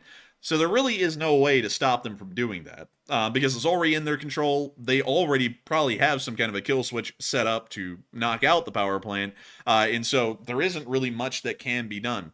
If they did something like that, though, I have a feeling that international condemnation would follow, even from the People's Republic of China. I think that would happen. Because using a nuclear power plant as a form of terrorism to leverage in negotiations would probably be considered reprehensible by everyone. That's just a kind of pit of evil that is so bad, I don't think anyone could really side with that. Not even the Chinese, although they might end up surprising us. Who knows? So I have a feeling the Russians probably wouldn't want to pull that out unless if things were so bad that they didn't care if it came with international condemnation. They had to get what they wanted, and then they were going to threaten that. So I hate that that's my answer, but I think that's the best one I can get. Also, by the way, Praise Adonai, just throwing this in. Someone just said in the chat, and let me make sure. Let's see. It was something about Chernobyl. Chernobyl was not a good thing. Good thing something, I can't, good thing, not a good thing at all. And no, Chernobyl was not a good thing. It wasn't really a thing that the Russians did against the Ukrainians. It was more so just incompetence that led to the Chernobyl disaster. But still, that incompetence is remembered to this day because it was the worst nuclear disaster to ever occur in the world. Although this one doesn't really get played up a lot, and I always find this really weird. Fukushima, the Fukushima Daiichi nuclear power plant accident, is rarely ever played up, although it happened in a far more dense population area, and not only that, the damage was on the same level as Chernobyl. In fact, Fukushima was worse, because while Chernobyl had one reactor, it was reactor number 4, that had a complete meltdown, Fukushima had all of its reactors melt down, I think except for one, and Fukushima had 6 nuclear reactors. 5 out of the 6 ended up having, I believe, complete meltdowns, and only one of them didn't. And I believe it was like a partial meltdown at that, so it still melted down, but it was more like a 2-mile island, well, 3-mile island kind of a nuclear incident with that one reactor instead of all the other 5, which literally all went reactor number 4 style. They all exploded from their meltdowns. Wouldn't Chernobyl be worse though? Is that the reactor like itself actually exploded and like ejected all the material out? Like, isn't that different than Fukushima? Fukushima's did as well. I mean, there's footage of each reactor exploding, and I think I can find that really quickly. Let me see here. Because with meltdowns, all of them end up exploding. There's a point in the meltdown where they just literally blow up like a bomb. And let me see. Fukushima, let's see, explosion. And let's see here. I want to find the videos of the reactors exploding. Because I remember back in the day when it happened. So here we go. This one is from a channel called Channel 4, and it's actually showing one of the nuclear reactor buildings exploding in the meltdown. So this is one of the reactor housings right here. The actual reactor is in it. And you remember this, Matthew? This is something I think I'll have to remind you on because it just hit me. These are the exact same BWR, I believe General Electric BWR reactors that are in Browns Ferry nuclear power plant in northern Alabama that were in Fukushima. But here is the clip of, I believe this is reactor 2 exploding. There it was right there. an actual explosion, just like Chernobyl Reactor 4. Wow. For some reason, like in my head, like I want to think Chernobyl's worse, but considering this one exploded, Chernobyl had a different power plant design though. Did it use boiling water reactors?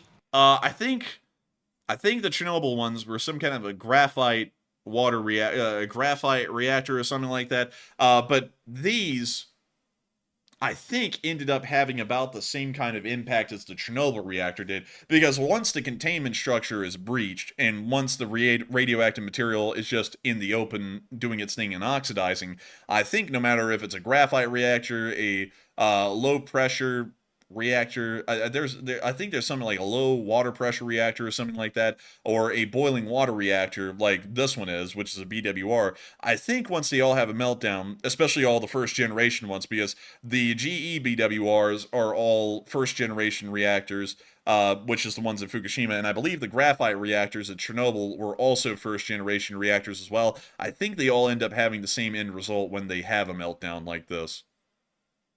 Interesting. I think because are you sure that this one right here, did it cause as much destruction and damage? Because I think Japan dealt with this. I'm not saying they dealt with it perfectly, because they didn't, because we can see that to this day. But the USSR dealt with Chernobyl, the fallout from that, much worse than Japan dealt with Fukushima. I think that's the reason why I think Chernobyl was much worse.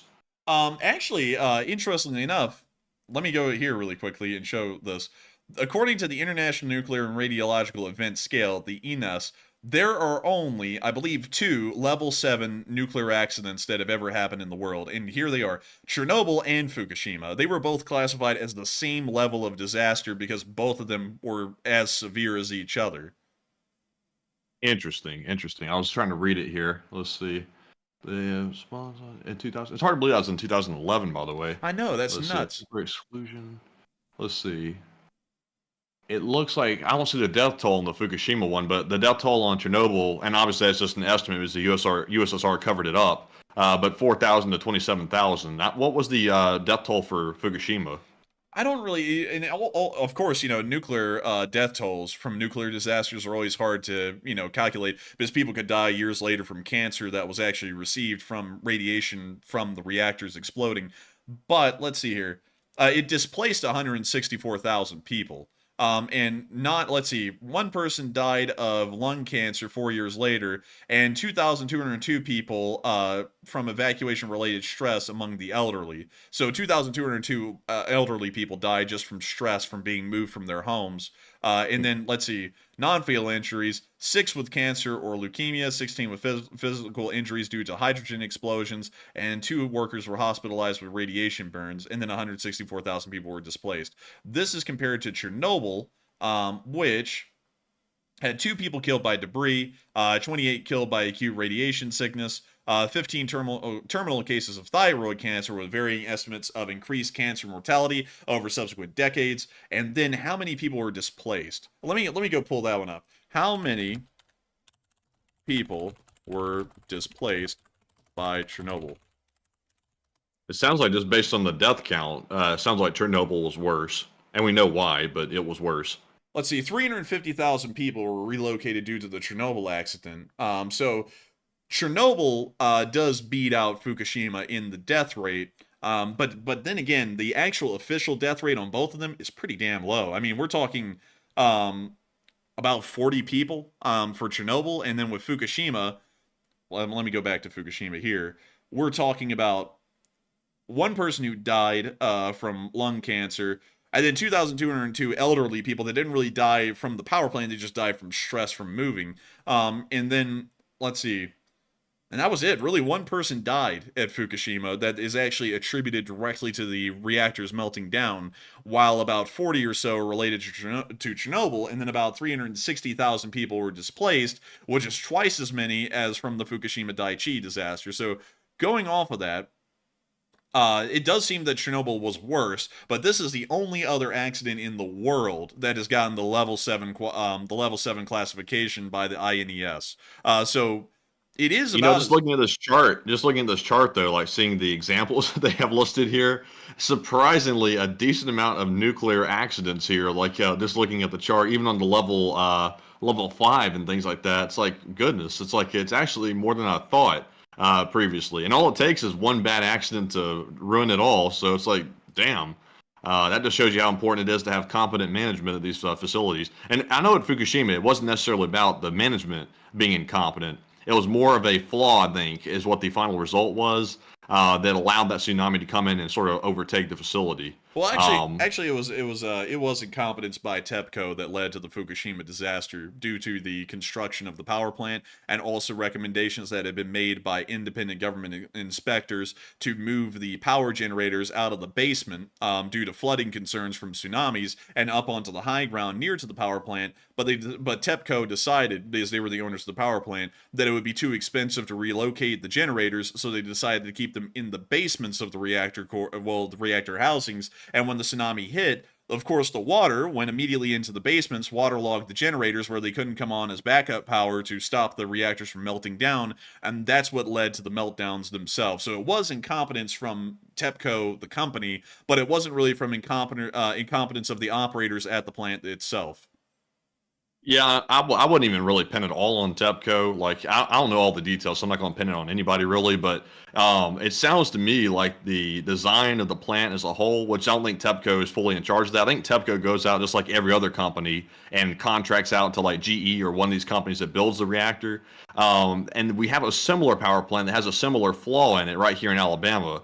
I'm not sure if they've dealt with that or not, but it's right here, and people have been raising the alarm for that for freaking years. And I don't think anybody's really tended to it. But you know, it's sort of like an unfortunate accident. I don't really think it's fully incompetence because people really never expect the worst to happen. But you would think when you're dealing with a nuclear power plant, though, you would expect like whatever the worst case scenario is, like prepare for that. I would actually have to say, I would have to disagree because I remember reading about Fukushima a lot because back when we were about to make that video on a certain nuclear power plant that we keep on mentioning here in Alabama, which is Browns Ferry, I did a lot of research on the Fukushima disaster because the Fukushima power plant is actually identical to Browns Ferry in the type of nuclear reactors that they operate, which are General Electric BWRs. And let me see. Yeah, here we go. It's the BWR Mark 1, which was a first generation reactor, and it's a light water boiling reactor, but that stands for BWR. And these reactors are the exact same ones that are in the Browns Ferry nuclear power plant in northern Alabama. And so the same kinds of things that led to the meltdowns at Fukushima could lead to a meltdown at Browns Ferry, because it's the exact same reactor working under the same principles. So going off of that, the thing with this, the major problem with Fukushima, and I remember researching it a load, is that when the power plant was built, they decided that it would be cheaper because all nuclear power plants have backup generators that run in case of the connection to the power grid is cut off. They can run for several days until emergency repairs are effected to connect the power plant back to the main grid. Because a nuclear power plant has to have a connection to an external power source from the main grid to be able to function. If they do not, they cannot control the coolant inside the power plant, which can lead to a runoff, which will then create a nuclear meltdown. So when they created the power plant, they put the generators all inside of the basements of these reactor housings that you see right here. You can actually see these three with the roofs blown off because when the reactors exploded, they took off the roof just like they did at Chernobyl.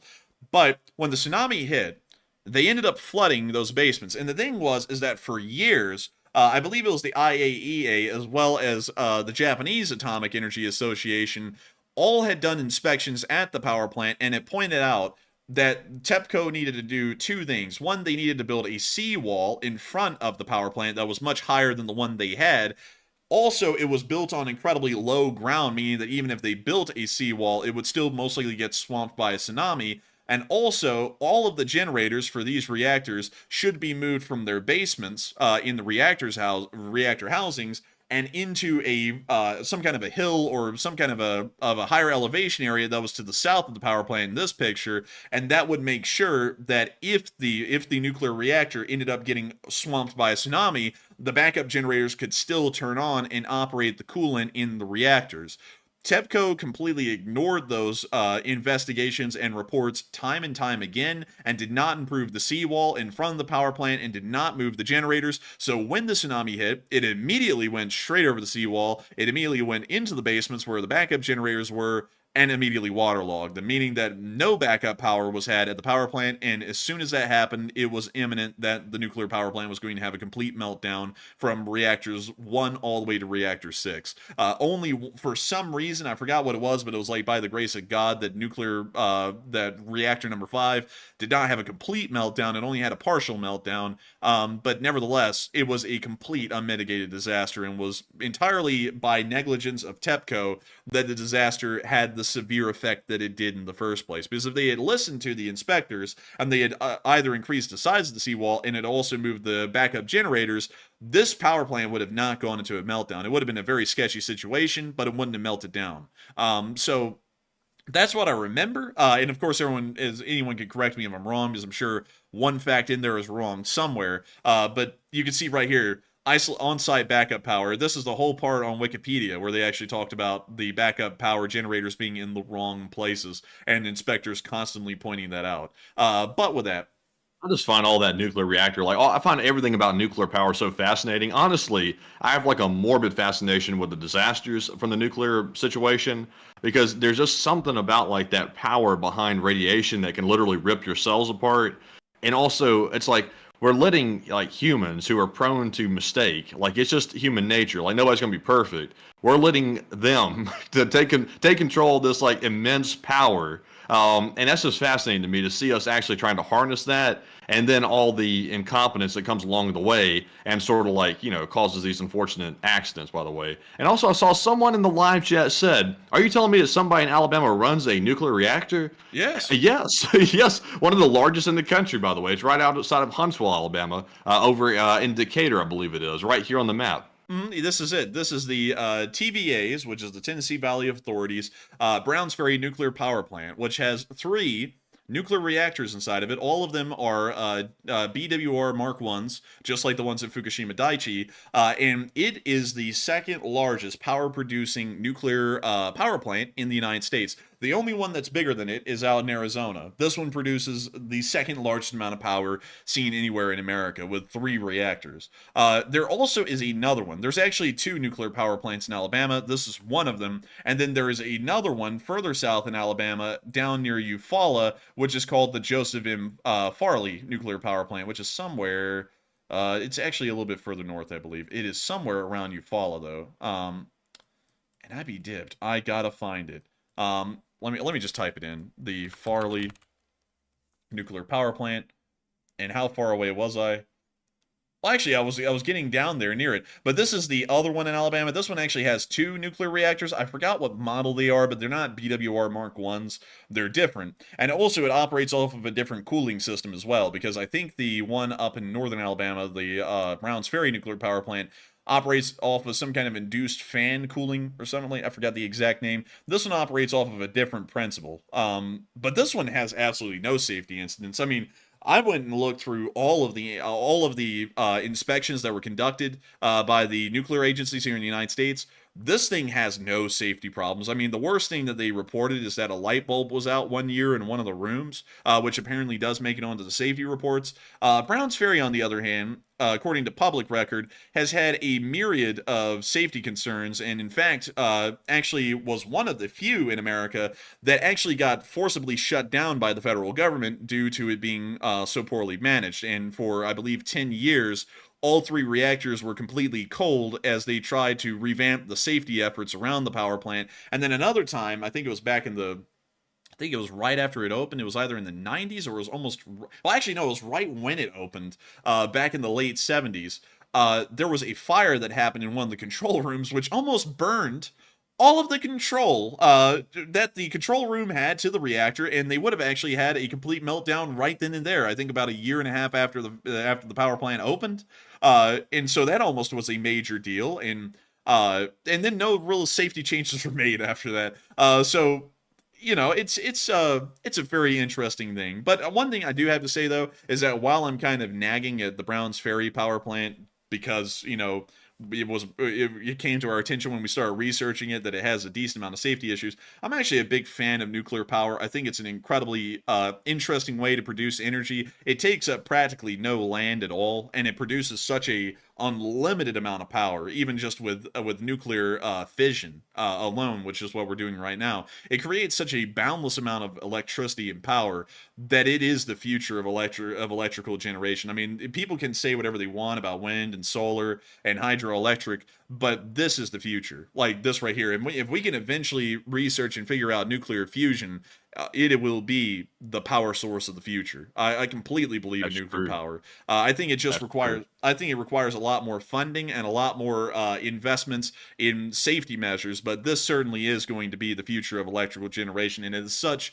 an interesting technology. Of course, a little dangerous at the moment because it's still in its infancy. But once it gets sorted out and all of the kinks and wrinkles are kind of sorted out with this will be one of the most incredible inventions and technologies that mankind has ever created. But with that, I hope also a fascinating thing about this power plant right here is I believe it's like yearly or something like that. They send out a calendar, like a nuclear power plant style calendar, to all the people around the area that's like within the danger zone of the plant.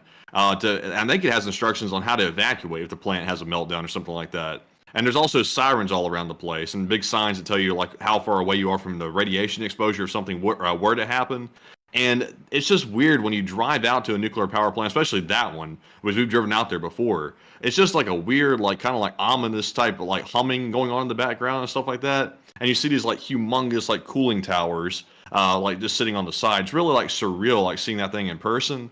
And everybody has like fallout shelters in their front yards around here. Like this, you'll see in the front yard this big like concrete like entrances to like fallout shelters. It's kind of wild.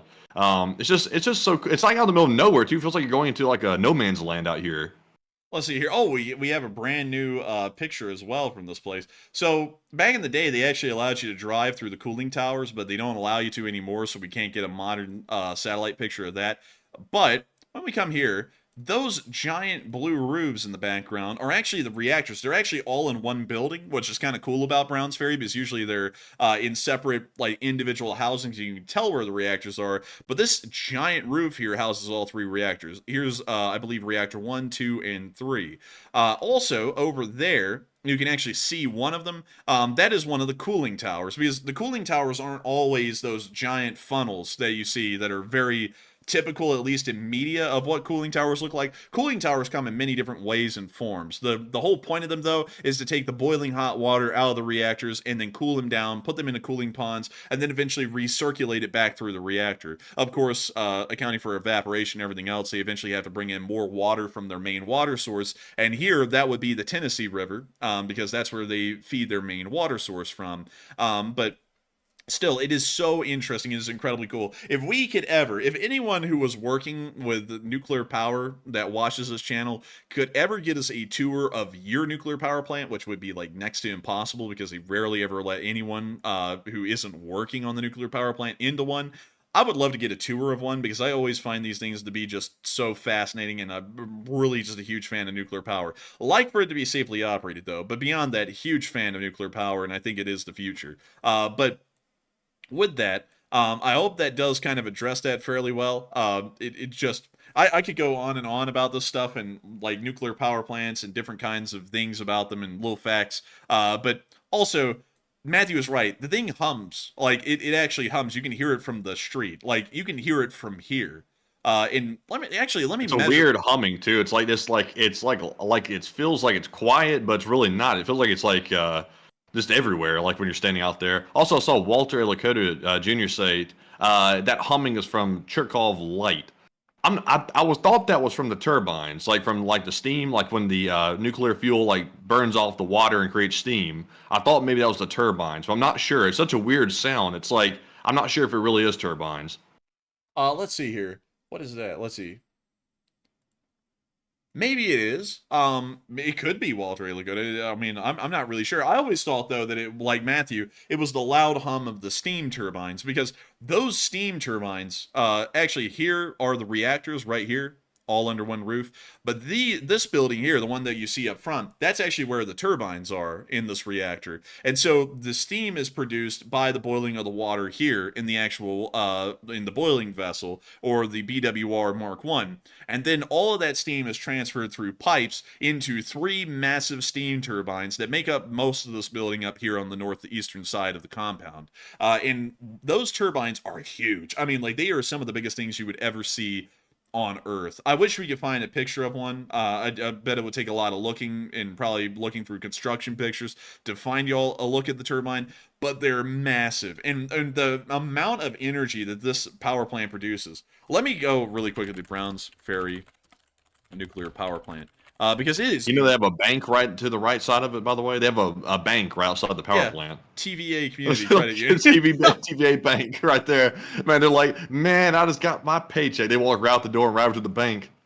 So, really quickly, I want to get you all the power production number here. Let me make sure. Let's see. It produces 31,053 gigawatt hours in 2021, which was the highest amount of gigawatt hours it's ever produced in its history.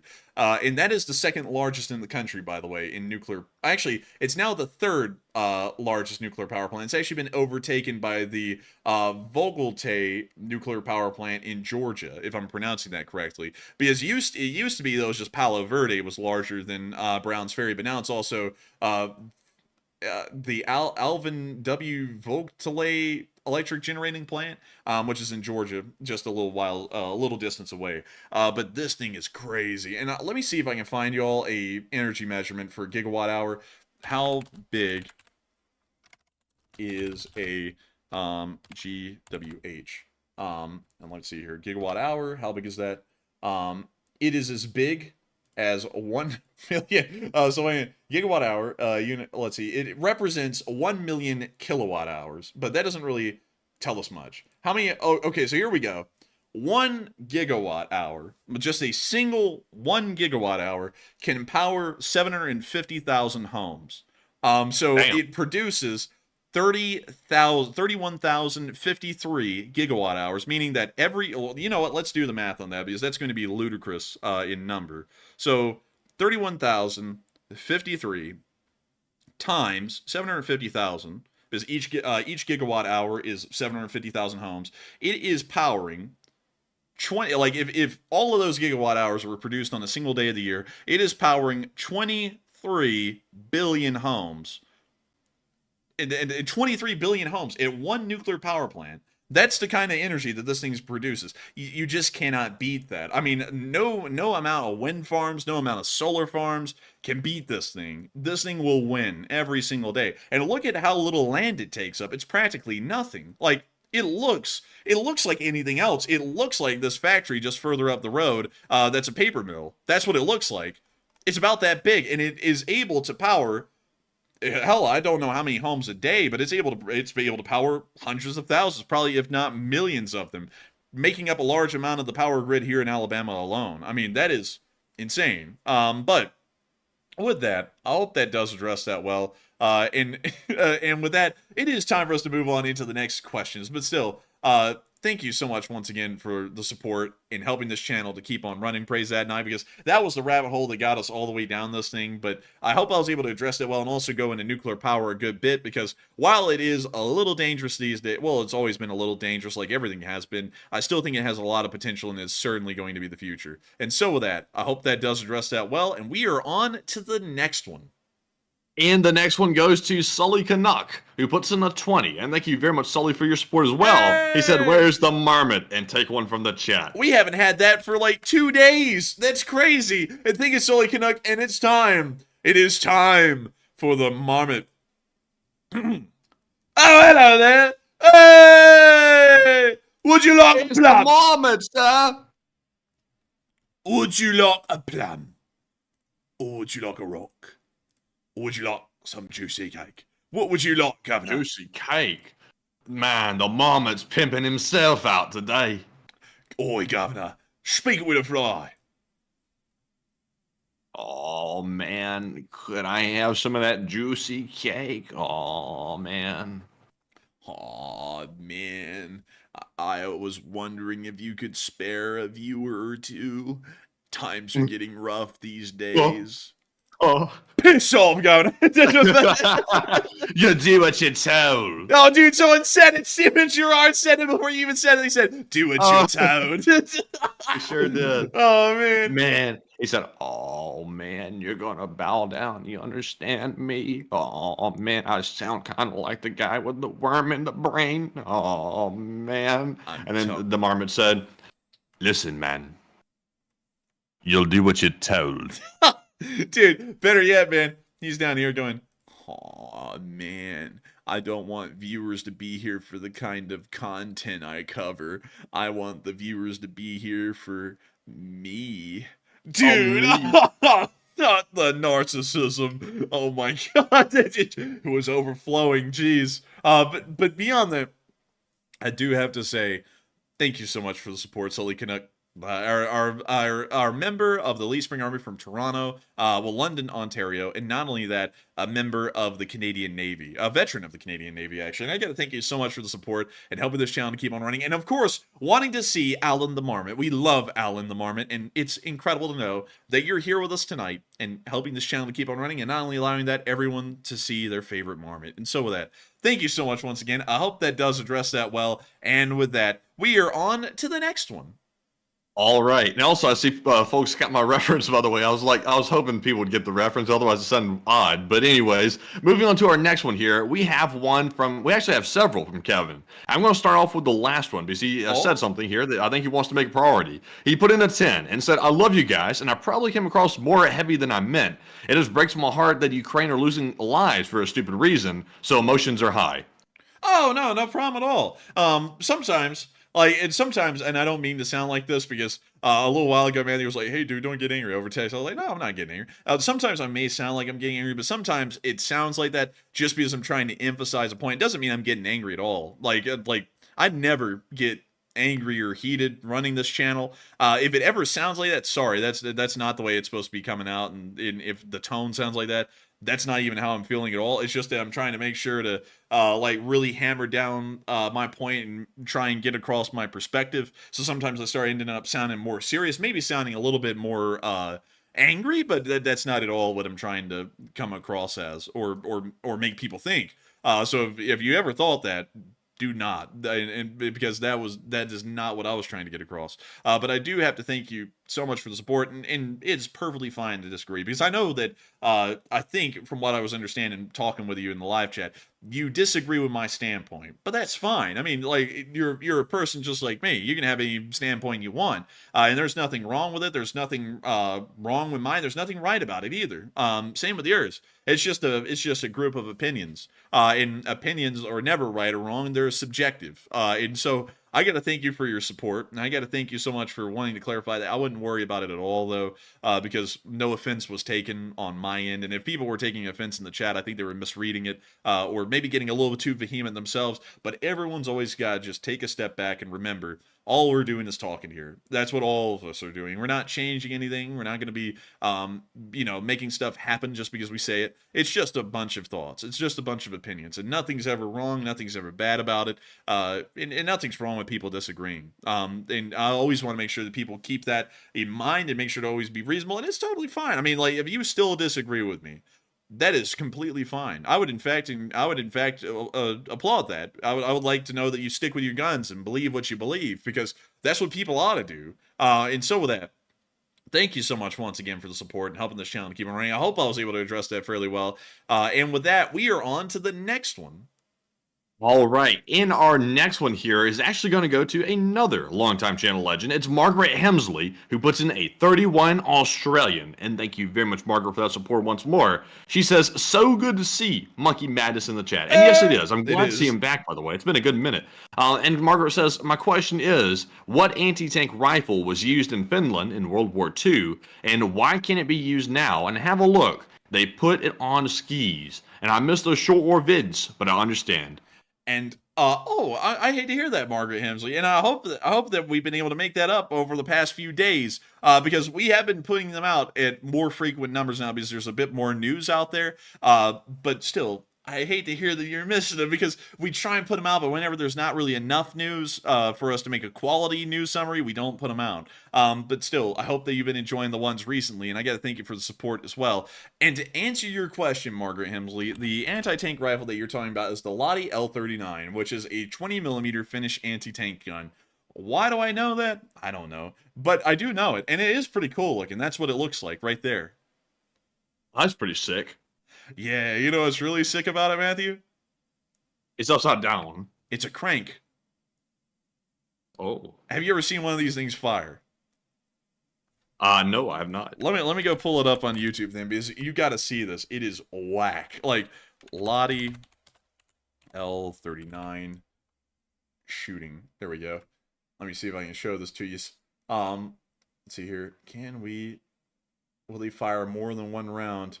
Y'all gotta fire more than one round. Dag-nabbit. I'm not gonna be happy if y'all don't. So hang on, let me see here. Dang, come on! Come on! Wait, hang on, I really gotta find this now because y'all gotta see this thing fire multiple times. If y'all don't, it just doesn't come across the way it should. You know what? We'll go with this video here. Golly, that was loud. Yeah, click. But here's the clip. That's the Lottie. Oh, this is gonna be so loud.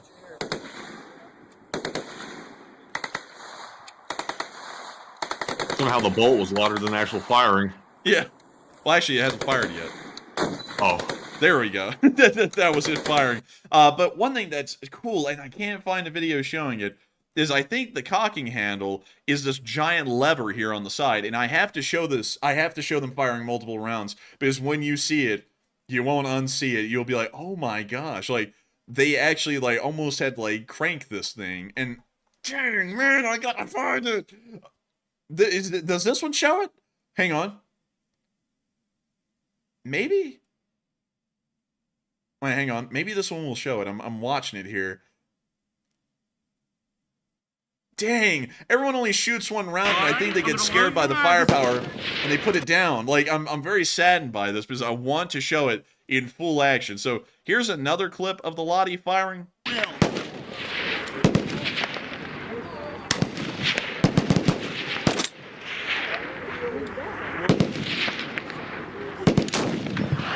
Oh my gosh. Dude, that is crazy. That is crazy firepower. Let me see. Wait, does this guy reloaded? Hang on. Let me see. Because you can't really see it too well from here. It doesn't look like he's reloading it. Let's see here. So here's the next shot.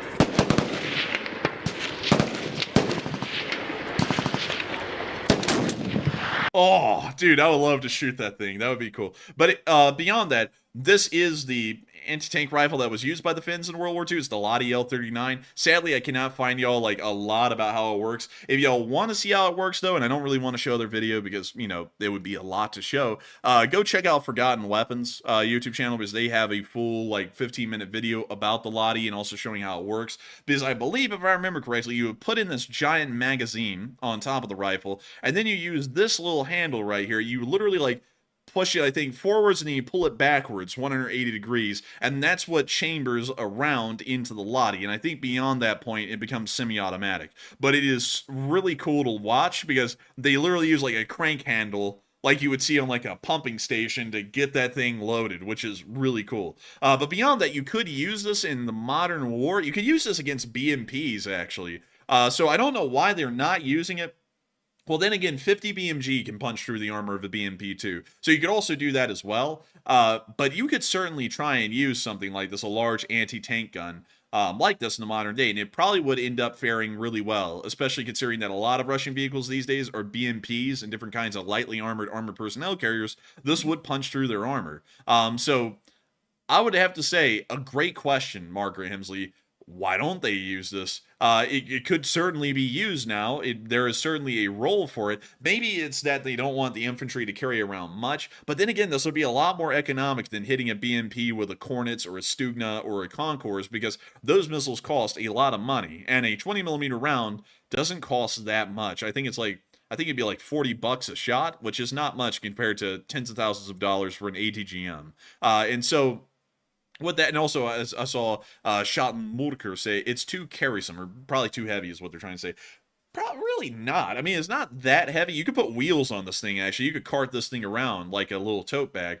But this thing weighs, let's see, 109 pounds. So you could actually have this as a crew-served weapon, a lot like a mortar.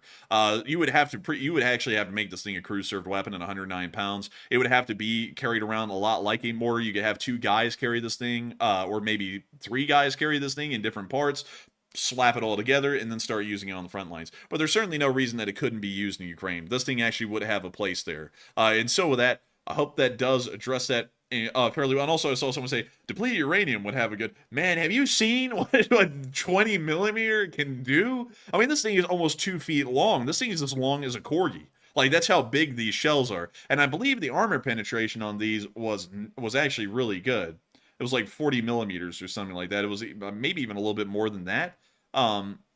Where in the world? Where in the world are the armor pen value? Let me scroll through here. Maybe they have it here. Let's see here, L39. Oh, here we go. To combat the L39's immense recoil, the recoil spring is so stiff that it was impossible to cock the weapon with a traditional charging handle. That's why they have the rotating crank lever, which I was trying to get y'all to see, but no one had a video of them using it. But let's see here. There's got to be something. Let's see. Fully automatic. I'd be dipped. They're not going to tell us the armor pin on this thing? This is stupid. Like, why wouldn't they say that on this article? Usually they're more than happy to talk about the armor pin values, and then they're not going to talk about it here. Why? Like, anyways, I sadly will not be able to get y'all that info, but still, I thank you for the support, Margaret Hemsley. I hope that does address that the best I can, and thank you once again for helping this channel to keep on running, but that thing could punch through a BMP, no problem. And so with that, we are on to the next one, and thank you so much once again. Yes, indeed. And our next one is going to go to Evan Robertson.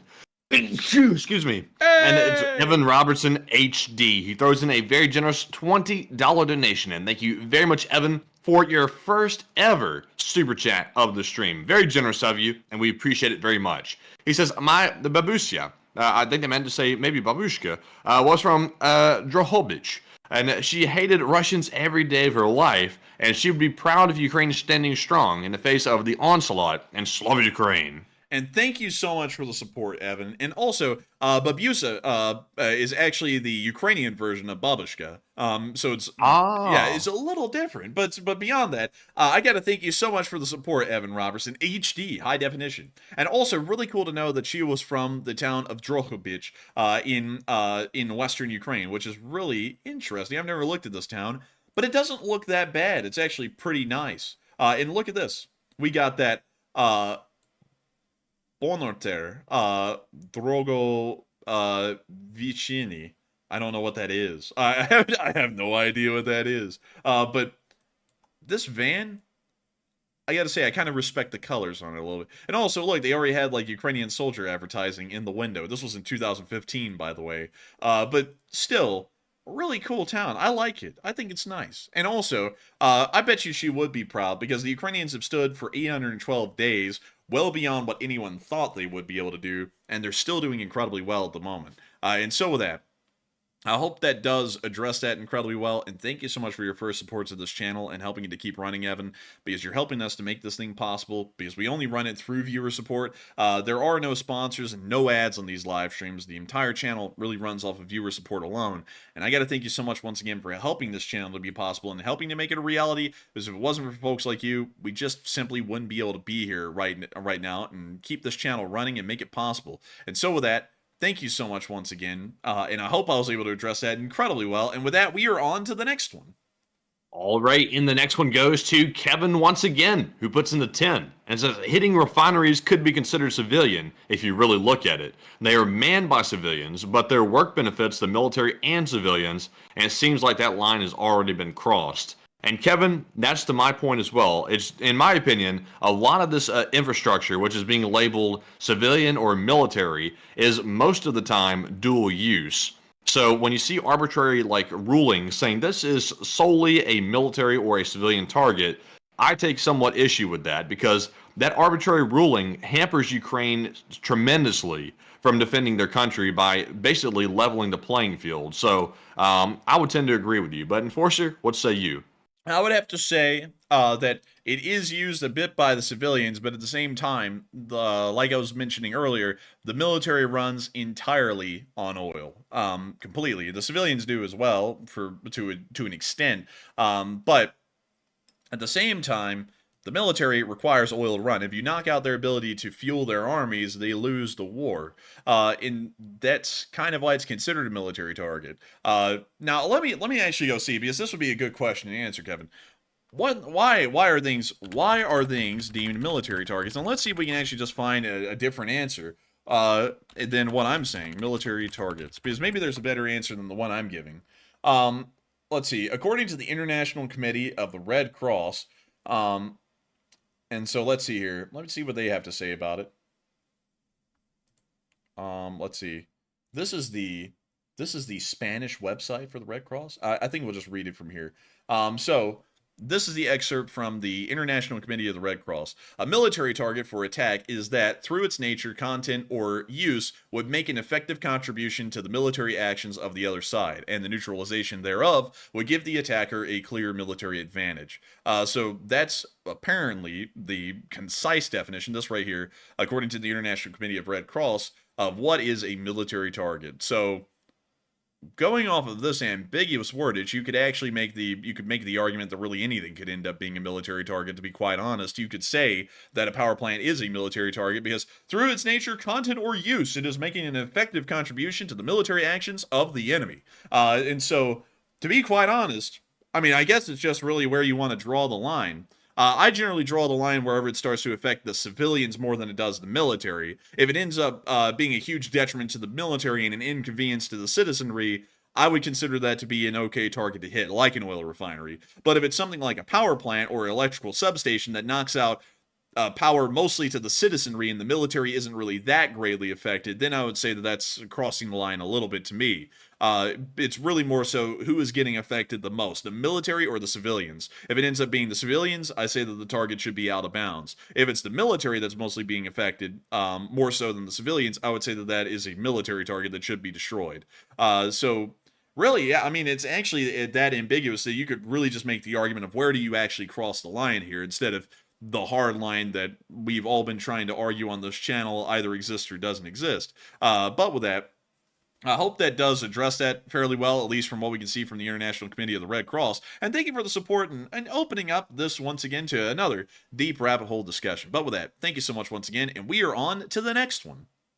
All right, and our next one goes to LSA Sergeant Figment, who puts in a $10 donation. Thank you very much, Sarge, for your support. He says, how will Ukraine be able to target Russian aircraft with F-16 without AWACS? And if they use Western AWACS to help guide missions to Russian aircraft, is that NATO direct intervention?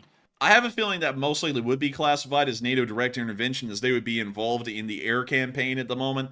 So I would say yes to that question. And then as the next part, I don't believe that they'll be using the F-16s to directly strike against airfields. That would be a very dangerous thing to do, and the F-16s would most likely end up getting shot down in a mission like that. But they probably will use the F-16s to interdict sorties that are being conducted near the front lines. That they probably will do. But sending them into Crimea to actually strike at the airfields, I have a feeling they'll most likely be leaving that up for the drone forces and the missile forces well on into the future, and the F-16s probably will not be directly involved in that. So with that, I hope that does address that incredibly well, LSA Sergeant Figment, and also great to have you tonight, and thank you so much once again for still sticking with us and still being here, and also, thank you so much for sending what's coming down the pipe. We're about to have something, Matty, that's coming in the P.O. box really soon that's going to be incredibly cool. And I've got to say thank you so much, LSA Sergeant Figment, on air, so that way you can actually hear the sincerity of my voice instead of my typing. I thank you so much for wanting to send that, because what you're sending us is an incredibly high honor to receive, and we thank you so much for that. I will be checking the P.O. box daily, looking for it, and when we get it, we're going to make sure to shout out on air. And also, Matthew's going to be really excited with what he gets, but no spoiling secrets. But still, thank you so much once again for that, LSA Sergeant Figment. That was unbelievably kind of you. And so with that, we are on to the next one. All right, and the next one goes to Steve T. He's put in, excuse me, goodness. Steve T put in a 10 and did not leave a comment. And also, Carrie Ann LSA put in a 5 and also did not leave a comment. But shout out to Steve, Carrie Ann, and also Nick as well. And thank you all three very much for that support. And we also have a 10 from Raynor Slava Ukraini, who said, and put in a 10, by the way, and said, Cult of Matt and Slava Ukraine. And I'm telling you what, Cult of Matt, it's still running strong. And thank you very much, Raynor, for rapping the Cult of Matt.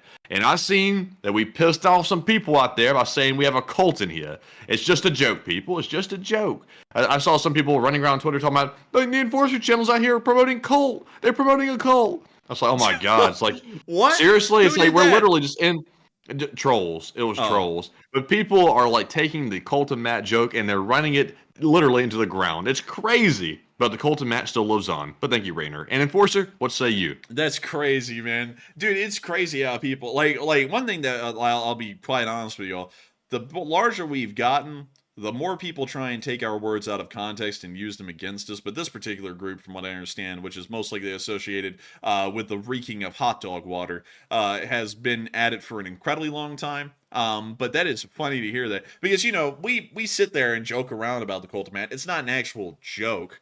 It is an actual joke. What? It's not an actual joke. It's real. I'm just He kidding. said it. He admitted. He did it. He did it, dude. I had that Bushism. You know, I was sitting there. They're thinking every day of ways to harm our people, and we're doing the same. It's like, wait a minute, no, Mr. Bush, don't say it. But beyond that, all I have to say, this is a complete joke. I mean, like, it's not a real thing. You know, like that would be stupid, by the way, to run a cult of personality on Matt or me. Like, seriously, that would be ridiculous. Like, when you really think about that.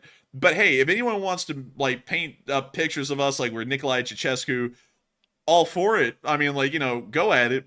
But if I ever see that in person, I'm gonna be weirded out. I'm not gonna lie. Like, I'm gonna be like, wait, y'all like us that much? I'm like, I don't know about that. But anyways, with that, I hope that does address that fairly well. But still, thank you so much once again for support, and thank you for being a big fan of the Cult of Matt. And I don't like, you know, something that's funny. Matthew's got the Cult of Matt. I don't have nothing. I just got the Leaf Spring Army, and I got the Enforcer, and that's it. You know, that's all I am. I don't have a cult. Well, you know, Matthew doesn't have a cult as a joke, but like, I don't have a cult or anything. It's just a Leaf Spring Army. But with that, I hope that does address that the best I can, and thank you once again for support and helping this channel to keep on running. And with that, we are on to the next one.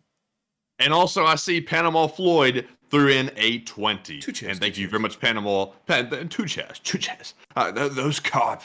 But thank you very much, Panama, for the support. He said a beach volleyball / soccer at Sevastopol in 2025, and we should have LSA tournaments. And one from the chat, please. And Panama, when Ukraine retakes Crimea and wins the war, the LSA, that'll be the first time we'll have to have an actual, like, for certain LSA meetup. The Enforcer LSA Beach Day to celebrate the victory of Ukraine in Crimea, of all places. That would be super cool. But Enforcer, what say you? And I gotta say, I think that would be a great idea. Panama Floyd, I think he's cooking. Let him cook, because this is a good idea. And I like this one, and I back it up. I think that would be a nice LSA meetup to have. Volleyball on the beach in Sevastopol. And we're all going to be out there repping the set. By that point, the LSA will have a uniform. We'll have everything. Just like we'll have barracks out there at Sevastopol. But still, with that, I hope that does address that well. Thank you so much once again for the support and helping this channel to keep it running. And also, Andy, I said, I don't have a cult or anything. And then Enforcer for President said, you got me. And I was like, I respect you, Enforcer for President. I was like, I do have you, Enforcer for President, and I respect you. Thank you. And so with that, You know what? Presidents come and go, but cults are forever.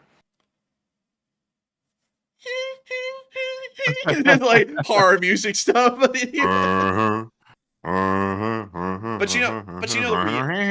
but the reality of that, because I remember, Matthew, that one time that came out back in the day, they said they have a freaking cult. It's like, knowing that person in particular, they're just pissed off because they actually think it might be a legit cult, and they're pissed off because it's not theirs. Like, it's because like, with that talking about they're here for me, that's like a prime candidate to be a cult leader right there. Like, I'm not even into myself. I'm like, I don't even you know, I don't even go into that kind of stuff. I'm not even, you know, I'm not really into myself like that, you know. Don't spank me with a magazine. Don't do that. But but like seriously though, that guy's actually into himself. Like he actually could. He could. Well, I was trying to read what somebody was saying in the live chat right there. But that guy actually could run a cult. But here's this is the thing. I honestly do not like being put on a pedestal. Like when people send us compliments in the live chat or over super chat, I really don't. I really did not know how to respond at the beginning, and nowadays I kind of have like a canned response that I give. But still, like I'm not really a big fan of people really liking me. I like when people enjoy hanging out with me and being friends and stuff. But when people like shower me with praise, I really don't know what to do. Like it's like I don't really know if I like it or not. But when someone sits there and puts out a post when their whole thing is journalism, like our channel is about news, and I'll be quite honest with you all. I would expect that y'all are here for our content, and if we stopped covering world news, I would expect y'all to go. Like I would expect if y'all left, I would expect that to happen. But when you sit there and put out a post going, I don't want people to be here because I cover content and people are here for my content. I want them to be here for me. That sounds really narcissistic. Like that is literally peak narcissism here. And so with that, I hope that does address that fairly well, because that's my actual take on that kind of stuff. I love it that people really enjoy this channel and really like us, but I'll be honest with y'all, and I'm not wanting y'all to stop from saying nice things either, because we are greatly appreciative of it, but I still don't really know how to respond to it most times, but I still thank y'all for it. But still, with that, we are on to the next one, and thank you once again for support. And the next one also goes to Kevin, who puts in the 10. He says, there has always been civilian casualties. Have we gotten spoiled by the U.S. ability to reduce that? And most countries don't have the privilege due to technologies. And that is true. There's always been civilian casualties, but as war keeps on going into the future, we want to try and mitigate that as much as possible, just to make war more clean, and more humane, and more of not really a barbaric affair, but more of a business affair in between the two governments of different nations, or governments of different nations. We don't really want it to bleed over into the civilian side much anymore, and we're trying to work towards that. But you do have a good point, Kevin. And so with that, thank you so much once again for support. I hope that does address that well. And with that, we are on to the next one. The next one goes to Duo Maxwell, who puts in a 5 and says, in war, it's not about who's right, but who is left. Let that sink in. And I'm letting him in. Open the door. Slava Ukraine. And thank you so much for the support and helping this channel to keep on running. And I guess you could look at it that way. But you know, I still like to think that we have enough humanity about us to even try and impose some rules on war. But still, thank you for the support and throwing in an interesting comment there. And we will let that sink in. Matthew, let that thing in. But with that, we're on to the next one. And our next one goes to Scribe Holder, who puts in a 5 and says, wish me luck. I'm putting in recordings alone, 500 hours in one game. The game Clanfolk, and I'm doing a century run. I don't know what that means. I don't either. I'm not sure. But I wish you the best of luck with it regardless, because games are incredibly fun. I absolutely love playing video games in my free time. It's a great way to pass the time, and it's a cheap way to pass the time, which is very rare for a hobby. So I hope you have a lot of fun with it, and I thank you so much once again for support and helping this channel to keep on running, and I hope you have fun with that. And with that, we are on to the next one. And this one goes to TTC ZMX, who puts in a 5 and says, at Paddington, LSA chat rules. No party politics or religious spam, please. And he put in a super chat to tell somebody that. Oh my goodness. Man, we got a rule enforcer in here. But still, thank you for the support. And, you know, no rules and no politics and no religion in the chat. We don't want people getting in fights down there. But still, thank you for the support and helping this channel to keep on running. And with that, we are on to the next one. And the next one goes to Teslans, who puts in a 5 and says, for the LSA Fusion Research Fund. And Teslans, we shall. That will be on the merch store one day, maybe. We'll have a fusion reactor for sale. LSA Enforcer Custom Research Fund reactor, fusion style. We'll have to put that on their limited edition. You get it while it lasts, supplies only. But Enforcer, what say you? And I gotta thank you for the support. Thank you for supporting our fusion reactor research, because we would like to make it happen. I think it will happen one day. Matthew, I think it will. I think we'll have it happen. And when it does, free power for everyone. And so that, well, actually it wouldn't be free, but it'd be close to free. It'd be pretty much inexpensive at that point, to the point no one would have to worry about it. And then you can make electric cars and trucks and trains and everything a reality, because it's literally infinite at that point. Nearly, well, energy is nearly infinite at that point. But with that, I hope that does address that incredibly well. Thank you so much once again for support, Teslans. And with that, we are on to the next one. And up next, big shout out to Junebug72 and also Cat Chaser. Junebug put in a 4 and Cat Chaser put in a 2. And thank you both very much for that support and helping to keep the channel running. And we also have a 4 from Mark Andre Brunette, who says the Lee Spring Army will never die. The enforcer for president in 2040. Yeah, I like it, Marc-Andre Brunette, enforcer for president 2040. And also, the Lee Spring Army will never die. And so with that, thank you so much once again for support. And with that, we are on to the next one. And this one goes to Justin, who puts in a 2 and says thanks. And no problem. And thank you for the support and helping this channel to keep on running. And so with that, we're on to the next one. And thank you so much once again for the support. And that is going to be our last super chat to cover for the night. So once again, thank you to everyone for supporting the channel. What's that? Cap? No cap, no cap. So we're moving on to our live chat questions and the Morse code decoders tonight, where Cliff Simonson, Mark Hodges, Earl Banu, Paul Schultz, Kevin J, Rumpelstiltskin, David Millsaps, and Toxic Bananas. They said that the Morse code reads, Russian forces already trying to run away from the Kharkiv front just days after it started. LSA. And that's the sound of money, and y'all got that dead on the nail. I gotta congratulate y'all for getting that correct on the 812th day of WoW, and I gotta thank y'all for always doing that. That is incredible that y'all are able to get that down literally as y'all are hearing it at the beginning of the stream. And so with that, we are now going to be moving into the live chats proper. But due to time constraints, considering that the stream is now 3.5 hours long, as I am saying the sentence right now, it literally just turned 3 hours and 30 minutes. We are only going to be able to address 3 live chats due to time constraints, and then we're going to round out the stream so that we can get to sleep, wake up, and go back at this again all over again tomorrow. And so with that, Matthew, give me my third to last question of the night. This one goes to Anani Mouse. She says, I saw a report that said the U.S. had permitted Ukraine to attack inside of Russia, and can you confirm? I cannot confirm that. At the moment, we were hearing that Ukraine is requesting that permission, but we've not seen the United States officially give that permission to Ukraine at the moment. So with that, I hope that does address it the best we can based off of the information we have right now. And with that, we are on to the second to last question of the night. And this one goes to Eugene Minton, who says, what kind of range would an F-16 without refueling have to strike Crimea? I'm not particularly sure without refueling. Let's see, F-16 range. According to the quick answer, the F-16 has a maximum range of 1,260 miles. That is most likely including external fuel tanks mounted onto the F-16.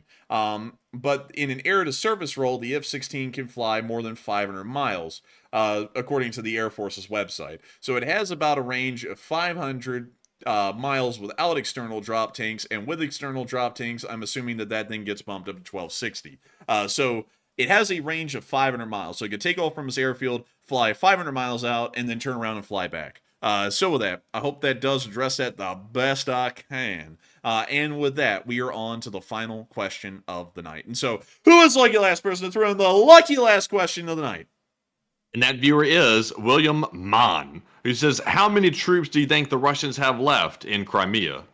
They probably have tens of thousands of them in Crimea, because the Black Sea Fleet is there, and their entire fleet facilities are still in Sevastopol. So there's probably a lot of Navy personnel there. There's a decent amount of Air Force personnel in Crimea, and there's probably a decent amount of, well, not a decent amount, but a smaller amount of Army reserves in the area that are just hanging out in Crimea. So I would say, including those all, maybe 20 to 30,000 Russian service personnel in Crimea at a minimum. But that's a rough estimate, because we don't really know that for sure, and it's really hard for us to get that number here on this channel, because we're not privy to the massive amount of satellite pictures that the Department of Defense gets to be able to estimate off of base sizes and all that stuff, what kind of units are where, and how many soldiers may be there. But I would estimate at least 20 to 30,000 on the low end. And so with that, I hope that does address that the best I can. And believe it or not, folks, it feels like the stream just began. Like, I'm not even kidding. It's been 3 hours and 33 minutes as of right now, and it feels like the stream just began literally moments ago, but it is time for us to round this thing out.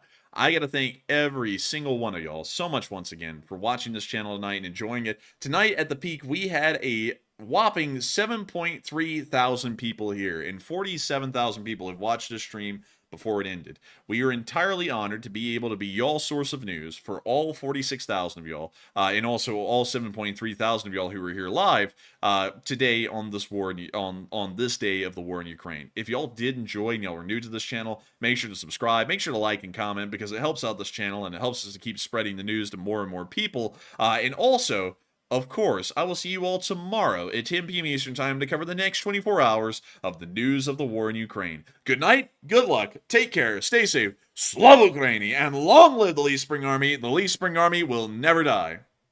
And with that, thank you all for another great stream once more, and Slava Ukraine, Herom Slava, and be sure to join us tomorrow for the nightly war news stream once again at 10 p.m. Eastern, and also the short war video as well if there is enough news to cover. And also, if you're still listening to this point right now, you'll get a sneak peek. We just got back our patch sample, and it's about to be bussin'.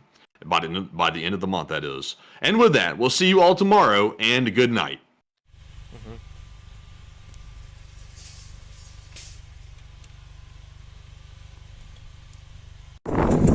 Yes. The Leaf Spring Army sends its regards.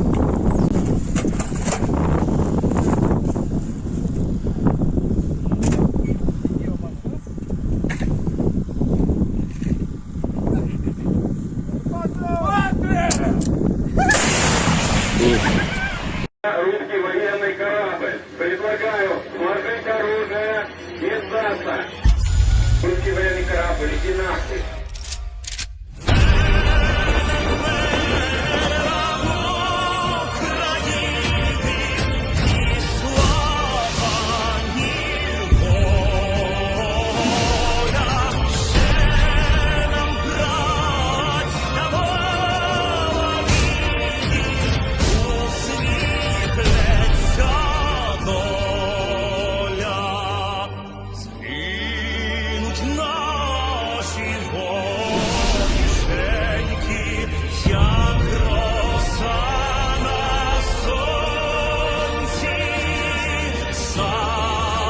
Пану